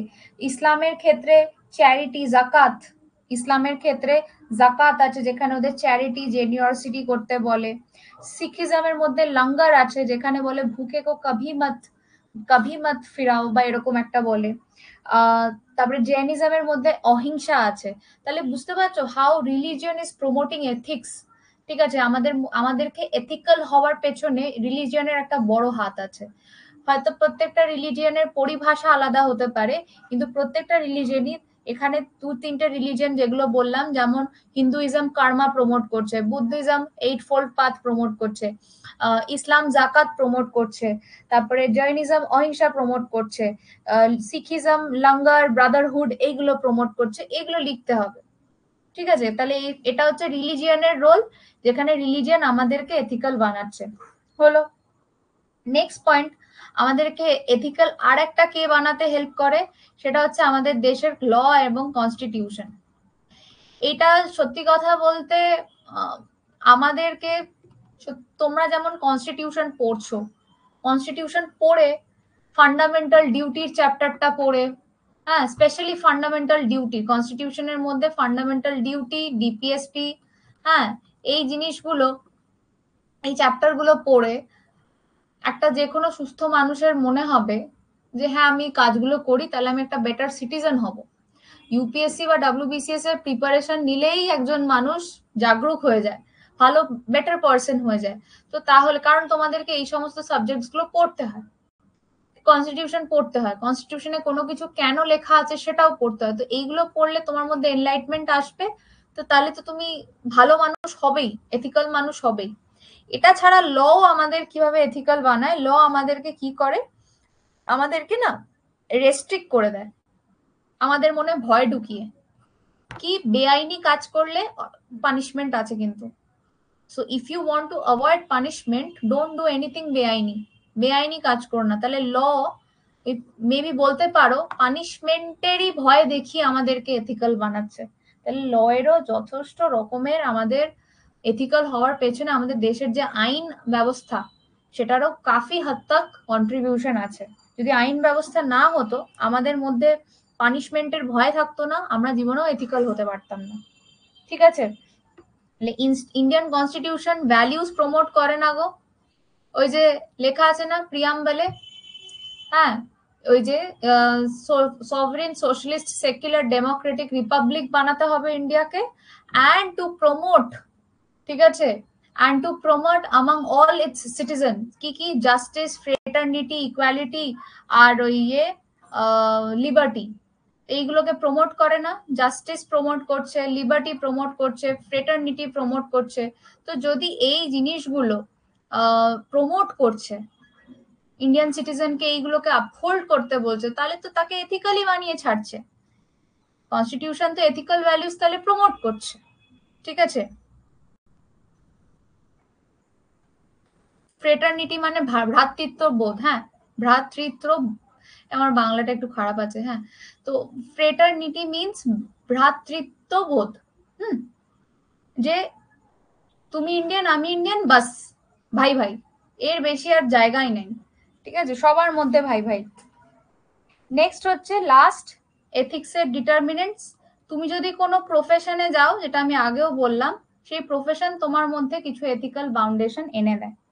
যেমন ডাক্তাররা নেয় হচ্ছে হিপোক্রেটিক ওথ, কি পেশেন্ট আসুক, আমি ওকে ফেরাবো না। তো প্রত্যেকটা প্রফেশনের সাথে কিছু স্পেসিফিক গাইডলাইন থাকে, তাকে হিপোক্রেটিক বানিয়ে দেয়, এই হিপোক্রেটিক বলছি, সরি, তাকে এথিক্যাল বানিয়ে দেয়। কোনো প্রফেশন স্পেসিফিক, ধর তুমি আজ ডক্টর হয়ে গেলে, তাহলে তো তুমি ডক্টর রিলেটেড বা তোমার প্রফেশন রিলেটেড এথিক্স তো তুমি ফলো করবে, তাহলে তো তুমি এথিক্যাল হচ্ছই। এখানে ইমানুয়েল কান্তের জিনিসটা চলে এলো। ইমানুয়েল কান্ত বলবে যে মুম্বাই ডায়েরিজ এর ডক্টরটা কোনো ভুল করেনি, because he was following his duty. Outcome যাই হোক না কেন, আউটকাম হয়েছে যে একটা টেররিস্ট বেঁচে গেছে, পুলিশ মরে গেছে, কিন্তু ইমানুয়েল কান্ত বলবে যে ওই ডক্টরটা কোনো ভুল করেনি, বিকজ সে তার ডিউটি পারফর্ম করছিল। এখন বুঝতে পারলে ইমানুয়েল কান্তের এক্সাম্পলটা? ইমানুয়েল কান্ত বলছিল যে ও রাইট করেছে বিকজ ও ডিউটি ফলো করেছে। এবার তাতে টেররিস্ট বেঁচেছে না পুলিশ বেঁচেছে সেটা আলাদা বিষয়, ও তো ওর ডিউটিটা করেছে, সো ও এথিক্যাল কাজ করেছে। ঠিক আছে, কিন্তু কিন্তু যদি অন্য পার্সপেক্টিভ থেকে বলতাম, ওই মুম্বাই ডায়েরিজ এর এক্সাম্পলটা, জেরেমি বেন্থন, তো ও বলতো যে লাভ কি হলো, পুলিশ তো বাঁচলো না, বেঁচে গেল একটা টেররিস্ট, তাহলে এটা আনএথিক্যাল কাজ হয়েছে। তো তাহলে পিপলদের পার্সপেক্টিভটা হবে জেরেমি বেন্থনের পার্সপেক্টিভ, বাট ইমানুয়েল কান্তের পার্সপেক্টিভটা হবে ওই ডক্টরের পার্সপেক্টিভটা। এবার বোঝা গেল জলের মতন পরিষ্কার? শুরুতে যেটা এবারে অসুবিধা হচ্ছিল, এখন সেই জায়গাটা ক্লিয়ার করতে পেরেছি যে ইমানুয়েল কান্ত আর জেরেমি বেন্থনের পার্সপেক্টিভটা কি। জেরেমি বেন্থন বলবে যে গুড কোথায় হলো, গুড তখন হতো যদি পুলিশ বাঁচলো তো একটা টেররিস্ট, তাহলে how can it be an ethical act? ঠিক আছে, আর ইমানুয়েল কান্ত বলবে যে করেছে তো সে তার ডিউটি, তাহলে প্রবলেমটা কোথায়, রেজাল্ট যাই হোক না কেন। ঠিক আছে, ক্রিস্টাল ক্লিয়ার, হ্যাঁ রাইট। আদার ডিটারমিনেন্টস কি হয়? আদার ডিটারমিনেন্টস আমরা ডিটারমিনেন্টস করেই শেষ করবো, হ্যাঁ, আমার এরপরে একটা অপশনালের ক্লাস আছে। আদার ডিটারমিনেন্টস, আমাদের তিনটে টপিক হয়ে গেল, ethics, essence of ethics, determinants of ethics. Other determinants এর মধ্যে মানে আর কি কি ফ্যাক্টর আমাদের এথিক্স বিল্ড আপ করে? এক হচ্ছে লিডার্স, হ্যাঁ, লিডারশিপ। যদি তুমি দেখছো যে আমার হেড, খুব ইন্টারেস্টিং সাবজেক্টটা, আরে ইয়ার তাহলে তো ভালো। যদি তুমি দেখছো যে আমাদের লিডার এথিক্যাল, তো তাহলে আচ্ছা, have you seen those cases কি আমি নৈতিক রেসপন্সিবিলিটি নিচ্ছি, আমি মনে করো আমি কোন একটা জায়গায় দেখলাম, হ্যাঁ একটা মুভিতে দেখলাম, সিএম অফ বিহার, ঠিক আছে, is resigning because of some mishap happened under his political leadership, and just to নৈতিক একটা রেসপন্সিবিলিটি নেওয়ার জন্য নিজে সিএম পদ থেকে রিজাইন করে দিল। ঠিক আছে, তো এই বিষয়টা কি, আমি মনে করো সিএম এখন, ঠিক আছে, যদি হয় তো খুব ভালো, তোমরা আমাকে ভোট দেবে তো, যদি আমি প্রচারে যাই দিও, আমি খুব ভালো সিএম হবো। Jokes apart. তো হ্যাঁ, যেটা বলবার, ধরো আমি সিএম হলাম, এবার আমার আন্ডারে হোম মিনিস্ট্রি আছে, আমার আন্ডারে মনে করো এডুকেশন মিনিস্ট্রি আছে, ধরো আমি দুটো মিনিস্ট্রিকে দিচ্ছি, হোম মিনিস্ট্রি আর এডুকেশন মিনিস্ট্রি, আমার এডুকেশনের ন্যাক আছে, আমি ওটা দেখলাম। এবারে আমার হোম মিনিস্ট্রি থাকা সত্ত্বেও আমার আন্ডারে, আমি গৃহমন্ত্রী হওয়ার সত্ত্বেও আমি আমার গৃহে আগুন লাগিয়ে ফেলেছি। হয়তো আমার দোষে হয়তো হয়নি ডাইরেক্ট, হয়তো অন্য কোনো কারণে হয়েছে, বাট স্টিল আমি তো তত্ত্বাবধানে ছিলাম, আমি ভালো করে তত্ত্বাবধান করতে পারিনি, তার ফল আজ এই আমার ঘরে আগুন লেগে গেছে, আমার স্টেট জ্বলছে, বেসিক্যালি জ্বলছে মিনস অরাজকতা ছেয়ে গেছে আমার স্টেট। তো এই অবস্থায় আমার মনে হয়েছে যে হ্যাঁ, আমি যেহেতু হেড অফ দ্য স্টেট, রাজ্যের হেড, আমার নৈতিক রেসপন্সিবিলিটি আমি এটা নিচ্ছি। আমি যদিও আগুনটা লাগাইনি, কিন্তু স্টিল আমি তত্ত্বাবধানে থাকা সত্ত্বেও আগুনটা লেগেছে, তো আমি নৈতিক রেসপন্সিবিলিটি নিয়ে এক্ষুনি আমি সিএম পদ থেকে রিজাইন মেরে দিলাম। নাও দিস ইজ লিডারশিপ। তাহলে আমার এই লিডারটার এথিক্স কত স্ট্রং ভাবো, বিবেক বা কনসিয়েন্স কত স্ট্রং। হ্যাঁ, এই জিনিসটা দেবে ভোট, হাসছে সবাই, ঠিক আছে। তো এই জিনিসটাকে বলে হচ্ছে তোমার কি বলবো, লিডারশিপের বিষয়টা, কিভাবে একটা লিডার প্রমোট করে এথিক্যাল বিহেভিয়ার। ঠিক আছে, লিডার যদি এথিক্যাল হয়, লিডার এথিক্যাল বিহেভিয়ারকে প্রমোট করবে। ভাবো না, ওই 1956 এর যে ট্রেন অ্যাক্সিডেন্ট হয়েছিল, লাল বাহাদুর শাস্ত্রী নিজে রেজিগনেশন দিয়েছিল ওই জিনিসটার মরাল রেসপন্সিবিলিটি নিয়ে, বলছে আমি যেহেতু আছি, আমি ওটার মরাল রেসপন্সিবিলিটি নিয়ে আমি রেজিগনেশন দিচ্ছি, আমার সাবঅর্ডিনেটদেরকে জ্বালিও না। তো লিডারশিপ প্রমোটস এথিক্যাল বিহেভিয়ার। ঠিক আছে, মানে বলে না লিডারদের দায় অনেক, তারা যদি দোষ না করেও তাও ভেটিটা তারই ধরা হবে। তো তুমি যদি লিডার হও, তোমার কাঁধে কিছুটা হলেও এই ধরনের এথিক্যাল রেসপন্সিবিলিটি গুলো চাপবে। ঠিক আছে, নেক্সট হচ্ছে ফিলোসফিক্যাল ফ্রেমওয়ার্ক। এইটা আমি শুরুতেই ডিসকাস করলাম। আর যখন আমরা ডাইমেনশন অফ এথিক্স পড়বো, অনেক ফিলোসফিক্যাল ফ্রেমওয়ার্ক পড়বো। আমি তোমাদেরকে দুটো ফিলোসফিক্যাল ফ্রেমওয়ার্ক আজকে আলোচনা করিয়েছি, একটা ইমানুয়েল কান্তের, একটা জেরেমি বেন্থেনের। কি দেখো, বিভিন্ন ফিলোসফারের এথিক্স নিয়ে বিভিন্ন পার্সপেক্টিভ আছে। তুমি যে ফিলোসফারে বিশ্বাসী হবে, তোমার এথিক্যাল পার্সপেক্টিভ ওই লাইনেই চলবে। তুমি ইমানুয়েল কান্তের লাইনেও চলতে পারো, তুমি জেরেমি বেন্থেনের লাইনেও চলতে পারো। ঠিক আছে, তুমি সুবিধাবাদীও হতে পারো, যখন যেরকম তার লাইনে তখন সেরকম চলে গেলে। তো this is basically philosophical framework. তো বিভিন্ন রকম philosophical perspective. Psychology optional class ছিল ম্যাম আপনার? হ্যাঁ হ্যাঁ, আছে আছে আছে। উফ, বাসুদেব যাচ্ছি, দাঁড়াও। হ্যাঁ, তো these are the things which needs to be kept in mind যখন তুমি ডিটারমিনেন্টস এর আনসার লিখবে। তো ডিটারমিনেন্টস অফ এথিক্স এর দেখো চারটে, একটা দুটো তিনটে চারটে সাব টপিক বা সাবহেড, তার আন্ডারে এখানটায় তিনটে পয়েন্ট, এখানটায় চারটে পয়েন্ট, এই সমস্ত পয়েন্টগুলো লিখতে হবে। ডিটারমিনেন্টস অফ এথিক্সও 10 মার্কসেরই আসে। ঠিক আছে, তাহলে আমাদের তিনটে টপিক ক্লিয়ার করলাম। হ্যাঁ, তোমরা দেখে নেবে, এই পিডিএফটা দেখবে। যদি আমার কথা আরেকবার শুনে কিছু এক্সট্রা নোট করতে হয়, সেটাও নিজেদের খাতায় ভ্যালু এডিশনের জন্য নোটসে লিখতে পারো। একটা ফাইনাল নোট আমি এক্ষুনি না হলেও আমি আমার এর পরের ক্লাসটা নিয়ে আমি আপলোড করব, সাইকোলজি ক্লাসটা নিয়ে, তখন ফাইনাল নোটটা পড়বে। এই তিনটে টপিকই পড়বে, এথিক্স এর ইন্ট্রোডাকশন পড়বে, এসেন্স অফ এথিক্স পড়বে, একটু পারলে হিস্ট্রি অফ এথিক্সও পড়তেই পারো, খারাপ হবে না, আর ডিটারমিনেন্টস অফ এথিক্স পড়ে নেবে। পড়ে নিয়ে নিজেরা ভালো করে এই টপিকগুলোর উপর আন্ডারস্ট্যান্ডিং বিল্ড আপ করবে। আমরা নেক্সট সপ্তাহে আবার দেখা করব। ঠিক আছে, চলো, bye bye guys, take care, tata.